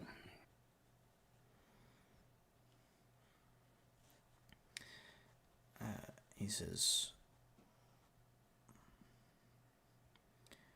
I think you should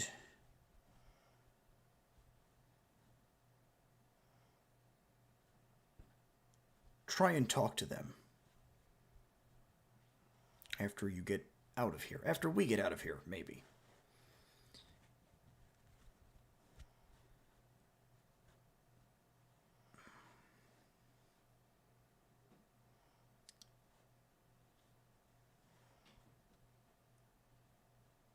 I believed in them all those years ago. And I'd be lying if I said there weren't a lot of days where I stared up at the no sky in this horrible place that I'm in and questioned whether it was worth it. Whether I was angry at them. There's a lot of days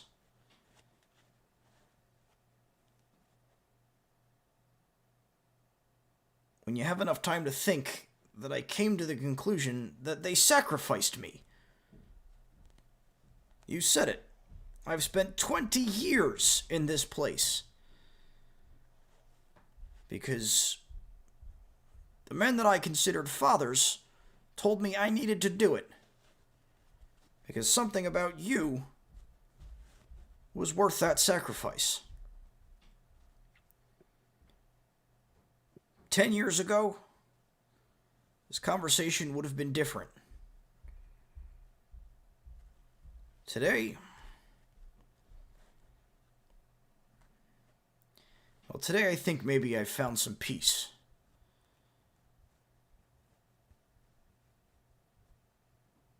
but I would still like some answers. I was hoping that maybe you would have them for me. When you clearly didn't, it set me on the wrong foot. But now you know everything I know. So whatever happens here, one of us is owed answers.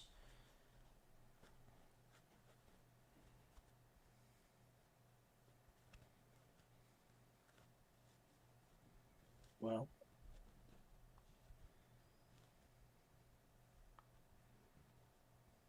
I think, hopefully, if things go right, we'll both get some answers. Or we'll both be dead and it won't matter anymore. Fair enough. We're here, by the way, and you have arrived at like just like a little alcove and a nondescript one of these little like burrows in the rock. He leads you into it. He goes into the back of this little chamber inside. It is empty. It definitely looks like it has been lived in for some time. There's like small personal belongings, things like that. You get the sense that maybe this is like his little home. He goes to the back. He slides a makeshift cot out of the way, and he uses his boot to like kick up a loose flagstone, and there's a little hollow in the ground. He reaches into it and he pulls out a small like canvas wrapped bundle. And he like opens it up, and inside you see that there are 3 vials containing faintly glowing potions.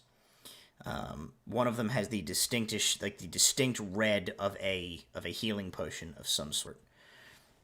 One of them is like an electric yellow color, and the other one looks like smoke.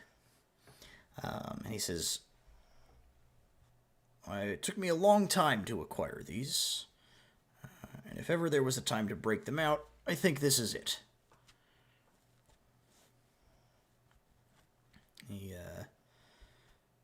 goes, "Potion of healing, potion of haste, potion of invisibility." He says, "We can bring them back to your friends and let the group decide how they want to use them, or I can give them to you, and you can choose what you want to do with them. Your call."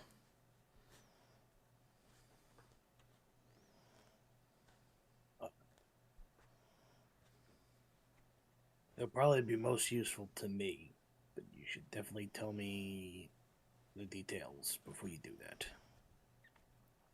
What the potions do? Yeah. Heal your wounds, make you extremely fast for a brief period of time, make you invisible.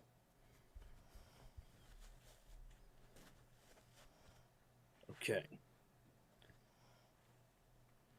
Well, I can do one of those. Well, never mind. No, I can't. Don't have. I was gonna say I can do one of those myself, but then I realized I do That not. you're in jail and you have no stuff. Yeah. All right. Then yes, I will take all of them. He gives them to you. He goes into there's like a big sort of clay urn. He like takes the lid off of that and he reaches down into it. You hear like this sort of sploosh of water inside of it, and he pulls out a like an oil skin wrapped long implement out of this big tall urn, which he unwraps, and it is like a long, now not quite a rapier, but it is a sort of like a narrow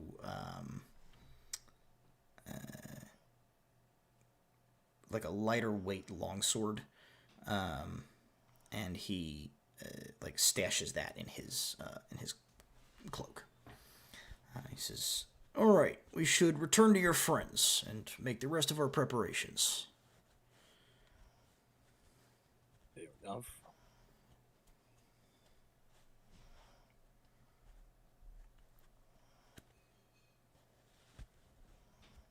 And then you do that. As you guys, so eventually you guys are kind of like, making your own preparations. Eventually, Bram and Sinclair return, and everybody is like once again gathered in this little hovel down in the slums, awaiting the time limit to be up to go and like theoretically go get this stuff. What are y'all doing?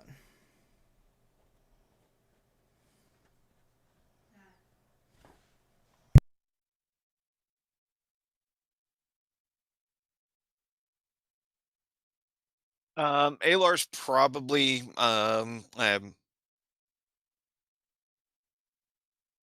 has every now and then been looking out towards the tower, then ducking back in. One to keep an eye on the general vicinity, and also to try and start coming up with some sort of plan or thought of how to make their approach.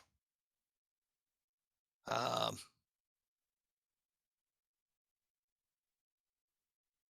and he just comes back to simple diversion.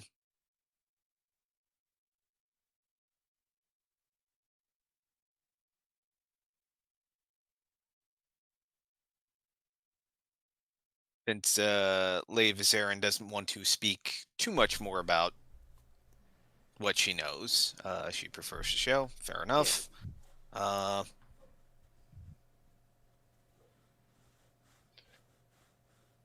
Okay.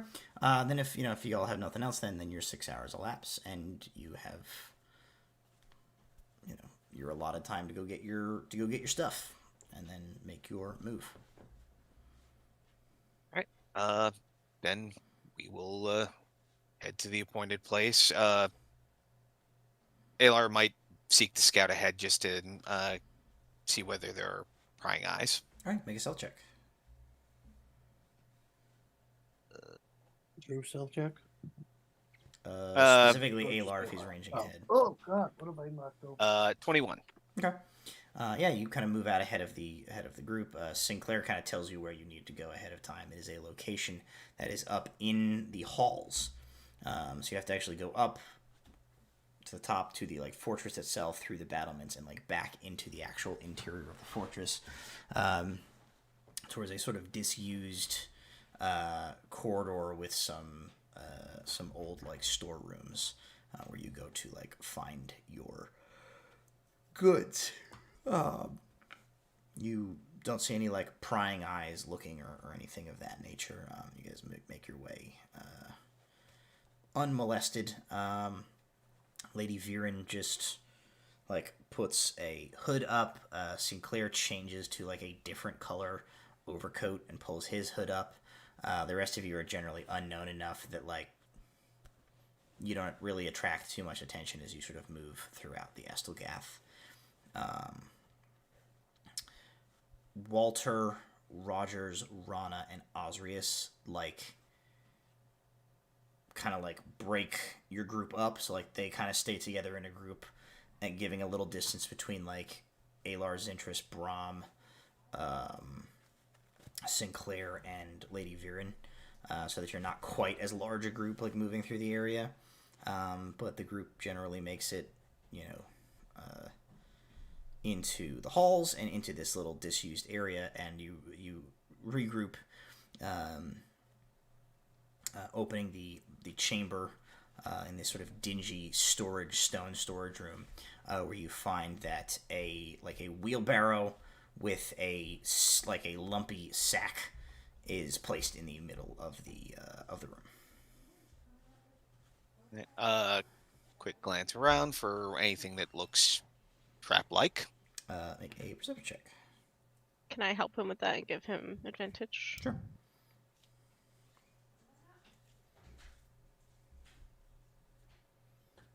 Literally doesn't matter. I rolled the same twice. 15. 15. You don't see anything. It's a featureless stone room with a wheelbarrow in the center of it. Okay, then I will head to the wheelbarrow, untie the sack, and inside. The gear that you requested is inside. There is only for the I forget how many crossbows you asked for. Just the one. Okay, so just the one. There is a little quiver that has 5 bolts in it, and that's it. The rest of this stuff is of a pretty low quality, but it is serviceable. It'll do the job. All right. I start passing out the armor and the daggers. I hold out. I mage hand the crossbow and quiver over to Rana. Thanks Gear for up. that. All right, so short sword, dagger for throwing, light armor, and It's just like basic leather armor Yep. that we have. Okay. Sinclair says, you would do well to conceal these on yourselves as well as possible. The wardens, even in sentry mode, will not prevent you from carrying weapons. They are really only triggered by pulling them. He says, but people here don't know you, and you're not associated with any of the factions. You don't want anyone getting any ideas that you might be easy marks to take some valuable-looking stuff off of. Better to look unarmed and not get hassled. Yeah, and just hide the one dagger and everything. easy enough. Efficiently. 1 second, ALR is holding a short sword. Next second, Osrius in his big axe is he's like, you're probably fine. The general size of the axe and the general size of your body will keep people from messing with you. Boy howdy, I didn't think Sinclair was gonna do this much talking when I committed to this Ron Swanson bit 2 hours ago. sorry. It is getting very rough. All right. Lack of foresight. I mean, he could just be a different voice now. No, we've come too far. He's Ron Swanson now, and he'll stay that way forever. All right. Well, I just realized I'm gonna have to listen back to this, so it's gonna be 4 hours of Matt doing Ron Swanson. worse if we all make it out of here alive. I think he's done all joining his the party talking. permanently. All right. All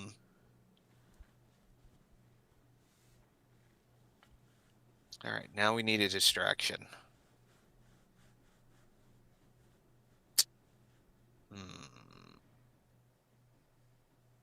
Sinclair, you know how to work the area. I mean, I know those are manned guards, but what do you think is our best bet for He says, I have an idea that is less likely to work, but is not as messed up.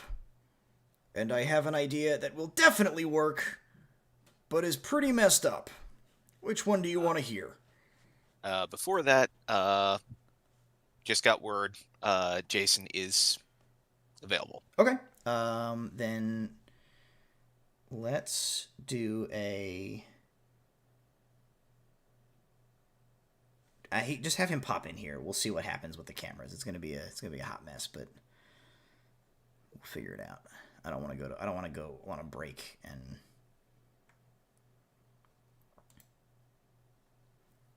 Spend 10 minutes rearranging cameras only to wrap up in 15. Let's hear the not so bad one first. Okay.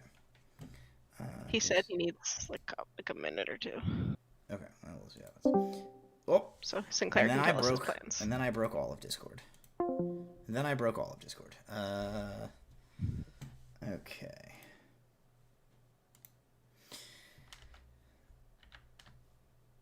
So, the less likely to work but not as messed up one. He says, well, like I said before, if you can get the Scorpion Boys, or whatever I said that gang's name was, if you can get the Scorpion Boys, if you can get the Scorpion Brigade to make a play for the Crimson Talon's territory somehow, you might be able to cause enough of a commotion that the manned guards will want to check it out. He says, unlike the ones on patrol, the ones in front of the entrance into the tower can be lured off. They have a vested interest in the Crimson Talon maintaining control of things, as the Crimson Talon represents the status quo. This is, if we can force some sort of an altercation, it likely won't be a fight or a riot of any sort, but some sort of a confrontation where the guards think there's a chance that the Crimson Talon are going to lose territory or face, they might be incentivized to get involved. There's a lot of ifs involved in that. Hence why it's less messed up, but it's not as likely to work. The more messed up one probably involves damaging the crops. No, the more messed up one involves getting the Promise of Oblivion cultists real riled up. Because they don't care if they get disintegrated, and they definitely will.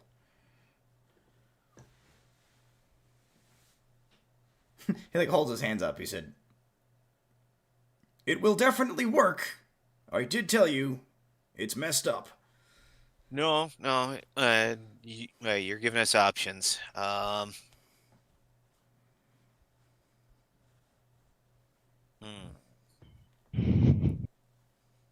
Interest, you're smiling. You have an idea. I'm just laughing to myself at the idea of these are our options, and one has too many ifs and one's guaranteed, but is severely against so many comfort levels. But again, we are in jail and we have a mission, and it's this weird. I mean, he says, I mean, don't get me wrong, door 3 is the old standby of send one person as bait to lure a bunch of them away, and then try and sneak away from them and regroup with everybody and get in there while they're lured off. That one's probably the simplest, but it does come with the highest risk of one of us getting disintegrated. Yeah, if it came to that, I'd be the screaming bait. I'm pretty good at getting myself out of problems. You will not.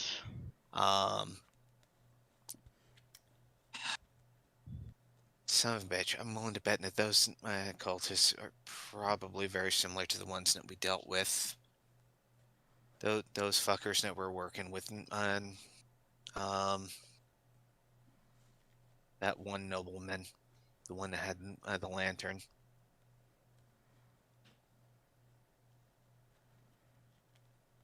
That being the case, I don't feel all that bad about them getting themselves killed. But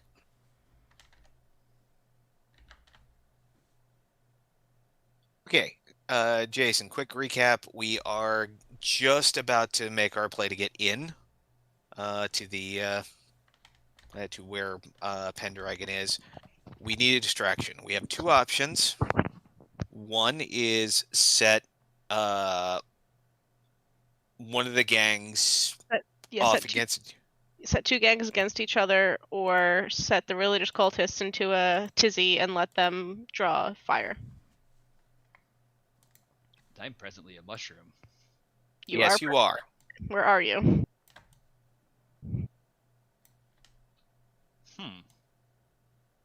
Maybe turn off the background. Nah, that's not the issue. Maybe be a different person than who you are. Fun There Jojo. we go. There he is. I'm Why did Um, Matt just a disappear? Yeah, why didn't Matt I had disappear to off turn the my list? camera off so that the number of windows, character windows, player windows were the same. Otherwise, I would have had to have redone everybody's camera instead of just having to redo Jason's. So So you I guys forget can't Jason you guys can't see now? me now, but I Yeah, the stream, you're but the on. stream is corrected, so I don't have Yeah, to you're spend on like 10 stream, so minutes that's messing good. with cameras. Great job. All right. Okay. We did it. So, All right. So what happened? There's Why is- cultists. Why is There's Jason gangs. so giant on this stream? I don't know. You zoomed me in too much. He's I'm extremely regular zoomed size in. over here. I was Okay, saying, he so- seems closer than usual on Discord too. Yeah. yeah, look, I don't know. You see it closer, it's zoomed in or something. But that's neither here nor there. So there is a group called the Crimson Talons who are currently the top of the heap, and the guards. Kind of want them to say that way because they represent the status quo. There's there's another gang called the Scorpion Brigade, which is making subtle moves toward trying to gain power. So option one is try and set them off against each other.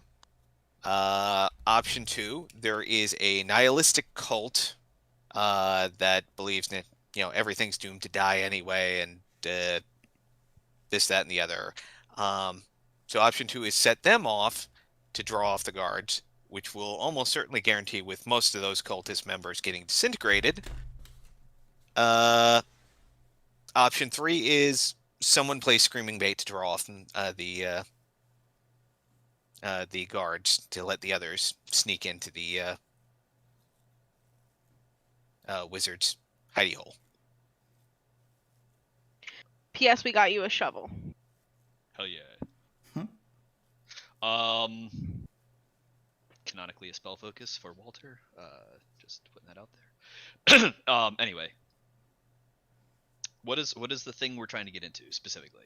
We are trying to get into Pendragon's I can't see laboratory. on stream.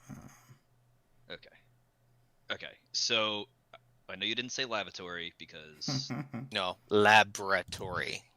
okay, cool. So, and we need to distract the guards, which means we need a distraction from the various factions that are in there. That's our current play. Yes. Yeah. So The option the- one, set two the gangs toward a confrontation. Option two, get the cultists riled up and causing trouble. And that's just so we don't get stopped by the guards, right? So the main Yes. issue is that the guards outside of the tower are the only ones that are constantly manned by guards on the outside, so they can be distracted, unlike the ones that are not always used by people on the outside. So we have to actually actively distract them. They're not. and on do patrol so in a way mindlessly. that threatens general violent or major problem.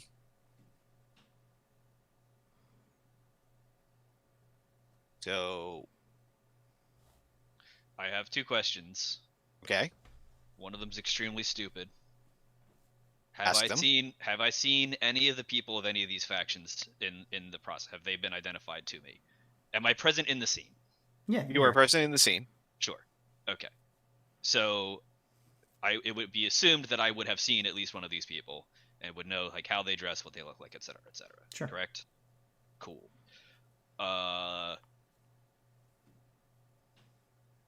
Why don't I just go with ye old creepy green light disguised as one of these factions and just kick things off that way?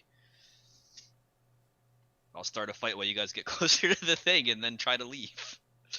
It's the try to leave part that is concerning. Sinclair, who, if you were not listening to any of this before this, you're in for surprise, did develop a Ron Swanson voice. Sinclair goes, "That's what I said." Well, Sinclair, unfortunately, I was talking to the Wizards Council in my head for several more hours than I expected to, and was otherwise distracted. He says, if one person can kick something off that will get the guards to chase them, and then somehow manages to evade them and get back here, we can all run up the steps. Rad. Sounds great. I'm gonna disguise myself and just Wait. adventure. I tackle I'm Walter. We all tackle Walter. I'm a toddler with no diaper. I'm just going on an adventure. We all tackle Walter yeah, to the ground. yeah. Okay, Walter, what's your escape plan? What is my escape plan? Need to all be together because the second Pendragon is dead, I assume that's the cue to get the F out of here. And if you're downstairs running around in this cultist or this gang fight, we can't easily get just you out of here with us. So like, Okay. I'm going to, over the course of several seconds, disguise myself several different times into several different people I've definitely seen before. Okay, that's great. But how are you will- getting back here, especially getting back here unobserved? There will be a melee. They can observe whoever they want going in any different direction, and anytime there's a nice little corner, I will change person. I'm just gonna be the awful person and say it. And I look at Sinclair. These cultists. In here, they're a problem because they're zealots. Are any of them just particularly bad and we don't have to feel so bad about letting them take the hit? I actually Go ahead. maybe know a guy. Is this that same chain zealots as several dozen episodes ago? That like the They have, the end of the they have a void? very similar name, I'll tell you that much. That's It what would I be- was mentioning before. All right. Suspicion. Well, I'm going to disguise myself as ye old Chain Lad, one of the guys we saw in Valon a decade and a half ago, and I think he was a prophet, and see if I can incite them into joining me on a party. So Sinclair says like, oh, he says, you got their outfit down pretty solidly. Son of a bitch. It is the same group. Yeah, we've So encountered we don't them like before. them. So we can not feel bad about them getting the hits from the. No, they were in league with the people that were operating the lantern. Walter's gonna point to his creepy eyes. Is like, I've seen the same things they've seen. I think. Okay. He goes, yeah, I can tell you, they are huge Pendragon fans in here. Okay. So So much the better. Okay, so you're son of a bitch. I wish I can give you invisibility now, but I can't give it to you later. You'd have to be near me. Just as an emergency, get out.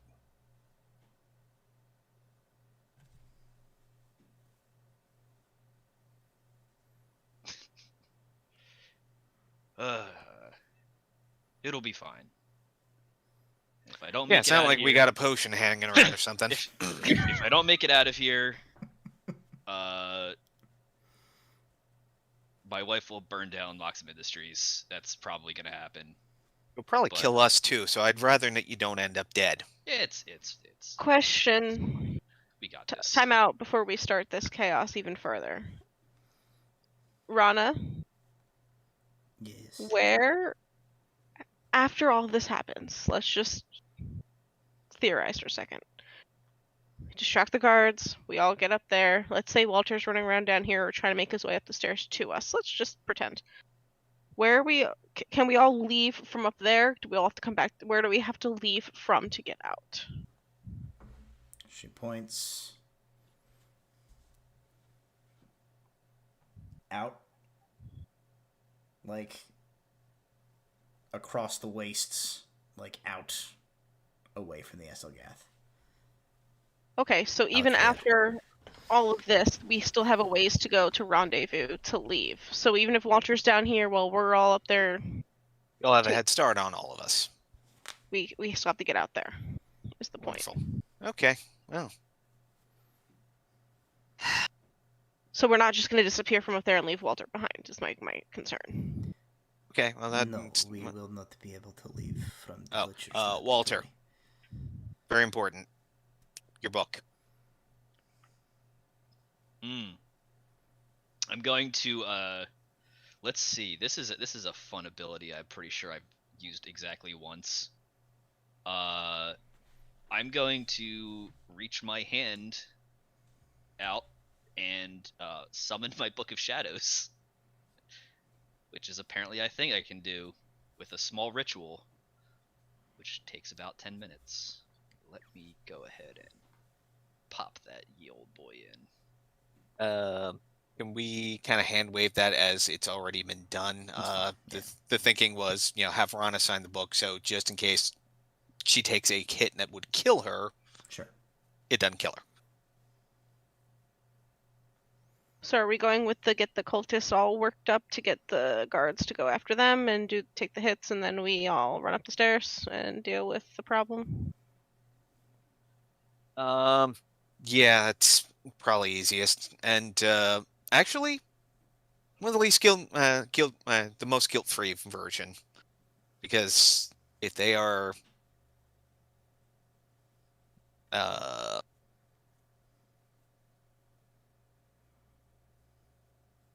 if they are the same cultist that we dealt with in Valand, eh.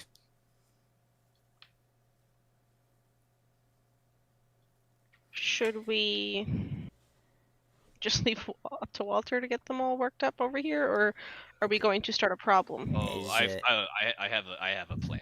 As I understand the situation here, Walter's plan is to pretend to be a guy and get all of the spooky boys in front of the place we got to get through worked up, and then lead them to the rest of these cultist guys and try and kick some shenanigans off there.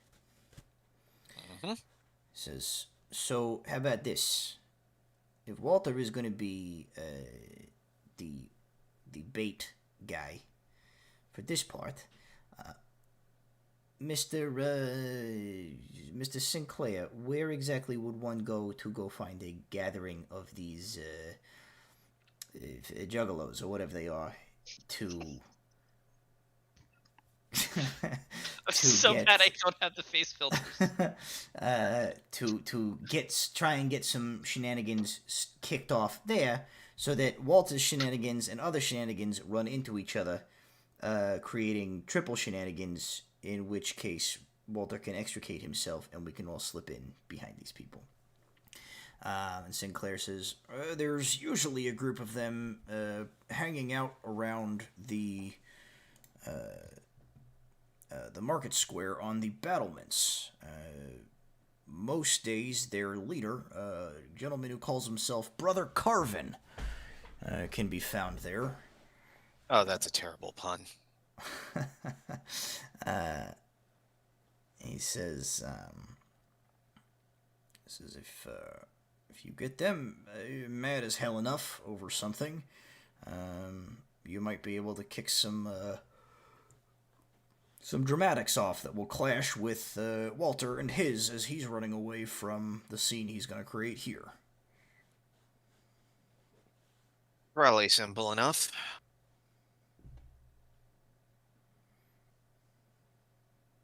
Now we just need to find a shady spot to loiter, and that's close by, but not in plain view. Let's see. I mean, once they move away and everything starts kicking off, as long as we're not a threat, we'll be fine. Well, we also don't want to draw too much attention to ourselves, and we do have persona non grata #1 with us too. But let's... Can't plan for every contingency, we just have to go. Yeah, I think we've got as much of a plan as we're gonna get, and as much as we normally go with. All right. I'm adding Rana to my book. Okay. Yep. All right, so that's Araxis Thorn, Velza, Alar, and Rana. Alrighty. bonus question. Do I know if this trait has been used today? Oh, did anybody die today and not die? No. Did Raxus Thorn get caught and killed and not killed and then killed again? Not that you are aware of. Okay. All right. Red. Okay. Then Rogers peels off from you guys and heads towards the market square of the battlements, where he is going to go find a group of these religious zealots, the Promise of Oblivion zealots, and do something to get them riled up. He's not real clear on the specifics of his sort of plan. In a very Walter-esque move, he's like, I'll figure it out. It'll be fine. Walter will tell him about I believe it was a druid or priestess of a rival religion, and kind of give him the gist of that one that we had ran into that was in opposition to the Oblivion guys. You're like, okay, yeah, that might be useful. Yeah, I mean, also usually is what's useful is just listening to whatever crap that they're spewing, and then quietly from in the crowd be like, no, that's stupid, you're an asshole, fuck off. That usually gets them going pretty good. Yeah, that's fair. They're all kind of the same, these religious wackos. Accuse them of being false prophets. That's what I'm gonna do. Yeah, hell yeah. He's like, all right, good luck, don't get disintegrated, see you guys later, and he takes off. Oh, fuck. Okay. So that's how that feels. Let's go. All right. I'm gonna disguise myself as Cheney McTouchy. You disguise yourself as Cheney McTouchy, and you make your way to essentially you can kind of see it. It's directly behind my head on stream. The top of the fortress here, kind of lets out to this sort of slope that goes up to here, where Jesus, I'm doing a terrible job of this. The entrance to this busted up conservatory is here. The guards, several of them are arrayed just kind of floating idly out in front of the opening to the spiral staircase that leads up to the interior part of this conservatory. And you guys are able to sort of make your way. There's buildings and other such stuff kind of built along this, so you're able to kind of move yourself into that vicinity and get somewhere unseen. Rogers is down behind my head here, in the battlements portion here somewhere. As you guys get into position, what is your move as you were disguised, Walter? As whatever you said, touching McFeely, whatever it was. Yeah, it's just every time I imagine this guy, I think of the Uncle Touchy from Disenchanted. Okay. So I am going to kind of I'm gonna go over to more of the cultists and try to get them riled.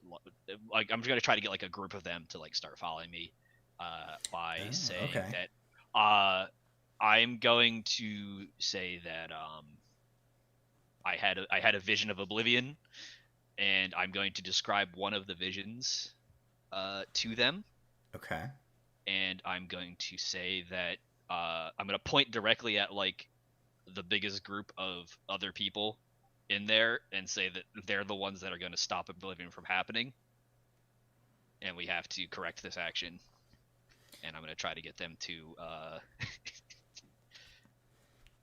make Deus Ex Oblivion, I guess. Try to make a. If it helps, this is a deception or a performance. So I will tell you that my modifier for persuasion, performance, and deception are all exactly the same. Okay, then roll a dice. Then roll a dice. Let's go with performance. I'm going to try to reenact my recollection of this guy. Is it 18? 18. Okay. A bunch of these. So you kind of Rogers went off to the square where the gaggle of them usually is, but there's a handful of them floating around. So you spend a little time anytime you see one of these dudes in these robes with their chains wrapped around their torsos, disguised this guy, you begin to rile them up. All right, do you have your creepy eyes out in your hell yeah. guys? Yeah, absolutely. That definitely I think sells it. They They see that and they're like, "Whoa."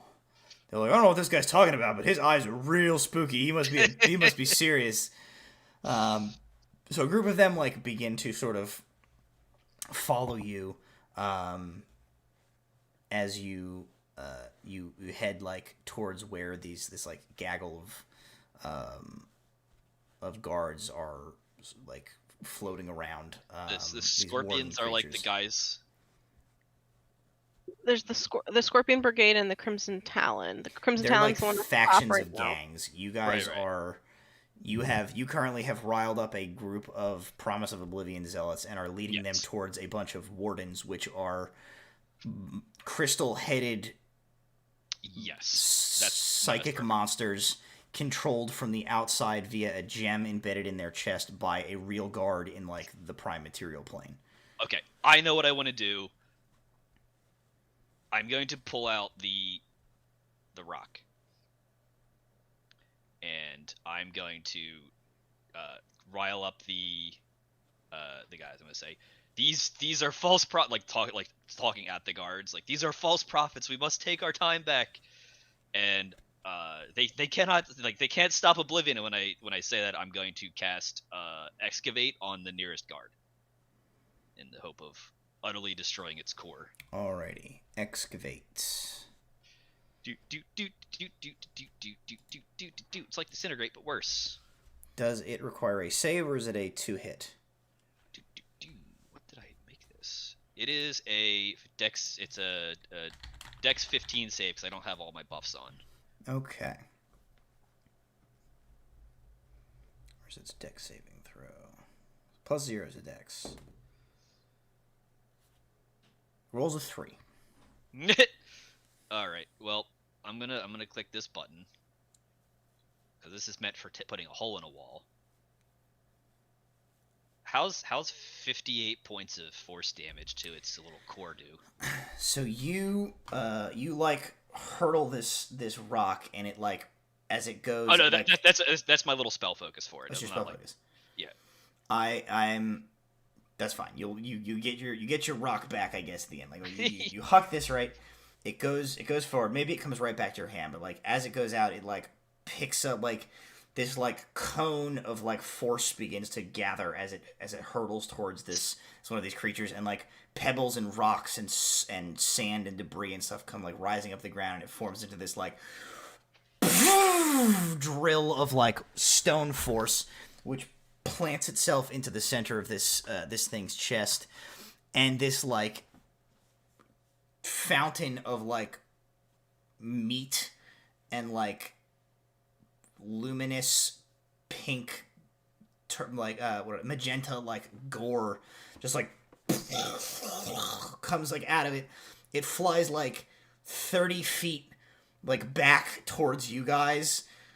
So like these Oblivion cultists are like splattered with it. It like splatters on you. It splatters on these other guards. The like spell like ends with this like drill sort of dying back down. The debris and stuff falls to the ground. The guard that you hit with it, it's like is standing there with this like massive like swirled like ravaged torso hole, and the like top of the head being just this like crystalline dome. It like turns to look at you, and with the like the ruins of its mouth, it says in Ignean Elvish, which you speak, right? It's supposed to be Elvish. It says in Ignean Elvish, "You should not have done that, cultist." And like all of the guards here like begin to charge these like disintegration beams. Brothers, taste Oblivion! And I'm gonna fuck off to the nearest alleyway. Okay, so you yell that and then run. Make another roll of whatever type you want it to be with your modifier that is the same no matter what. Ooh, that's a 16. Okay. So you yell this, you're like, "Brothers, taste Oblivion!" And then you like move a guy in front of you and run. And several of the cultists are like, Oblivion! And they like rattle their chains, and then just like poof, poof, poof. These disintegration beams hit a bunch of them, and they're like, and the chains like they turn to dust like inside their chains, and then they like their dust bodies fall out of their chains, and then the chains disintegrate and hit the ground. Like instantaneously, 3 of these guys are just like obliterated, and the remaining ones after that, like are like it snaps them out of that like fervor that you had worked them into, and they just like, ah! And they just begin to like run, scrambling back down the hill. And the guards make a roll here to see how they're thinking. Oh, they did a bad job. The guards all just they're like, let's get these motherfuckers, and they like they begin to like float down after them. Disintegration beams are just like firing into these group of guys retreating down back towards the battlements. Everybody can make a perception check for me if you'd like. Ooh, that is a crit fail. 18. 21. I should pull up the character sheet. Just kidding. Should. Perception. Well, that's a solid 5. I am focused on not dying in the immediate vicinity around me. Zintris and Alar, you guys notice this then. Walter, make a stealth check, by the way, to see if you like. Can Yeah, that's a disappear great, and hide. that's a great idea. Does he get advantage in the chaos? It's an 18, and I will be periodically changing to. So you get out of sight and you turn into not a cultist. Is kind of the first step here. The cultists like run past you. You're kind of lost in the shuffle. They keep running. Bram, you're kind of like focused on the door. You see that the way is open. Sinclair next to you is like seems to be getting ready to like make a break for it. Zintris and Alar with those perception checks, you see from the opposite side. So like these cultists are now like running, like running down this slope towards the battlements from these like this group of like manned wardens that are chasing them. From the battlements, around the corner comes a single figure like Jack Sparrow, like Rogers comes like pelting, arms pumping around the corner, and then like 2 seconds after him, like 20 of these cultists come like rounding the corner, running after him like, ah! And he's like, it worked too good, I did too good a job. And he comes running towards you guys. Ah, shit. The plan works like a charm though, because like as these two groups like run towards each other, there's like that half a moment where like there's a little bit of confusion as like these cultists are running this way, these cultists are running this way, the guards are coming after them, and then like the blasting just starts. And so everybody kind of forgets about, like, these guys forget about Rogers a little bit as, like, disintegration rays just start coming in. And Rogers uses that, like, that to, like, peel off. And much like Walter, he just sort of, like, dives behind something and then, like, he kind of, like, crawls on his hands and knees under a cabbage cart or something, out of the, like, sort of melee, and then gets over. Like, Walter, as you get back, like, Rogers, like, gets to the group. You guys all regroup, now, like, a little bit up the slope from where, like, the guards are actively just, like, using these wardens to just, like, blast into these cultists, who are having a mixed reaction from, like, terror to, like, there's definitely a couple of guys who are like, Oblivion! As they get, like, disintegrated. All right, then. But the group of you are unseen, and Yeah. Rogers is like, cardio, very important. Holy crap. Always. Those Alar, guys are a lot faster than I thought they would be, considering they're all carrying like 40 pounds of chains. well, Holy you know, shit. They're always wearing 40 pounds of chain. I guess that's true. One guy did take off his robe, and he was like Master Roshi underneath. He's just fucking jacked. Yeah, they They are mighty strong. Alar moves on ahead to scope out the entrance. You move ahead and you see that the entrance to the observatory is currently empty and unguarded. All right. Is there a door?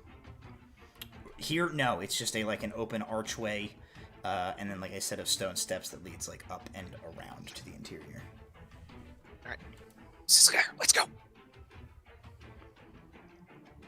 And Alar starts heading up the stairs. He's going to do one quick check for traps just to make sure there isn't alarm spell. Yeah. Roll investigation.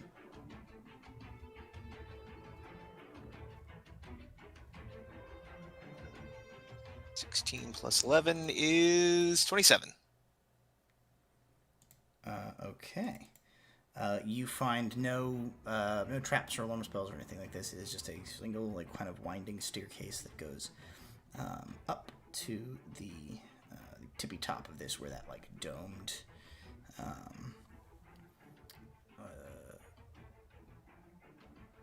portion is.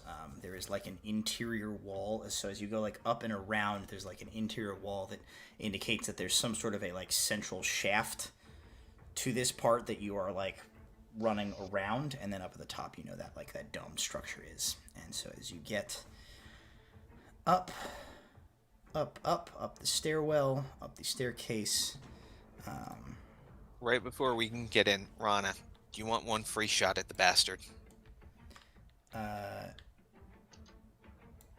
She says, as much as I would like to have the opportunity to finish him, there is information that you need from him, is there not? We might be able to get it off his corpse. I'm more concerned with getting him dead first.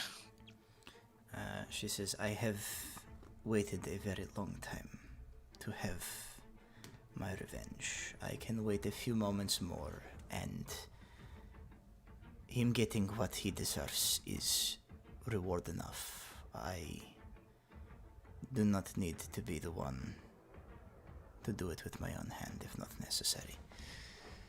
I was thinking more along the lines, we're killing him as quick as we can, and somebody hitting him who's invisible has a better chance of hitting him where it really hurts. Unless we're gonna let the bastard talk. That is up to you people. So long as he dies in the end, I do not care if he talks first. I don't think this is going to be quick or easy. Let's just get in there and handle this. All right. Alrighty. You guys run up the steps, and you get to the top where there is a big set of double doors, which are currently closed.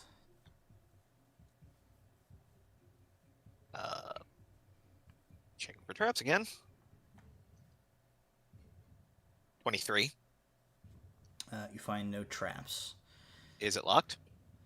As you go to check, you finish checking your traps, you go to see if it's locked. You go to try the big, twin handles, and the door goes and opens on its own. Of course.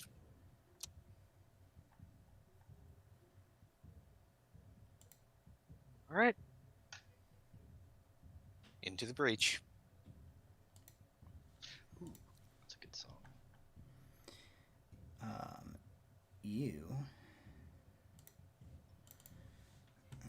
If you're watching stream, you can see a party of you, also consisting of somebody who's using their Rowan token because I don't have a Zintris one. The party of Bram, Osrius, Zintris, Walter, Alar, Rogers, Sinclair, Rana, and Eniana Viren come up the last of these steps past this big door into a large chamber with a sort of a foyer that leads to a step down leading into a massive central chamber. At the heart of this conservatory, you can see that there are several, all along this room, there are like operating tables and racks of oddities and books and tools and things like that.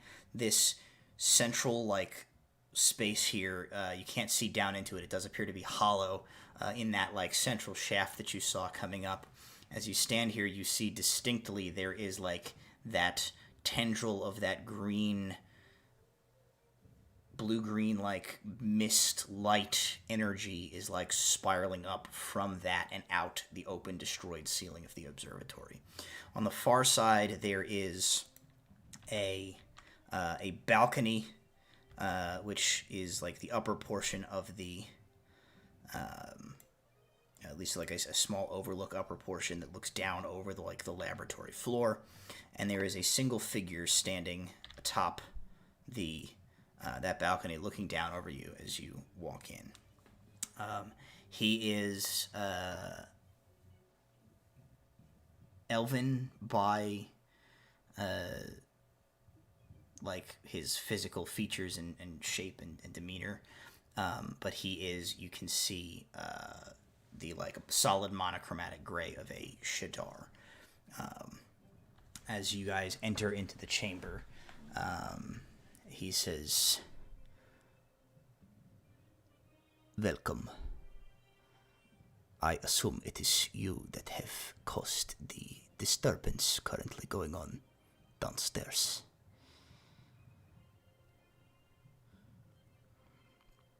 Would be. This isn't the cafeteria? Such dramatics. If you wanted to have a conversation, you could have just said so. I would have been happy to entertain you. Come, step forward. And with that, we will end our session tonight.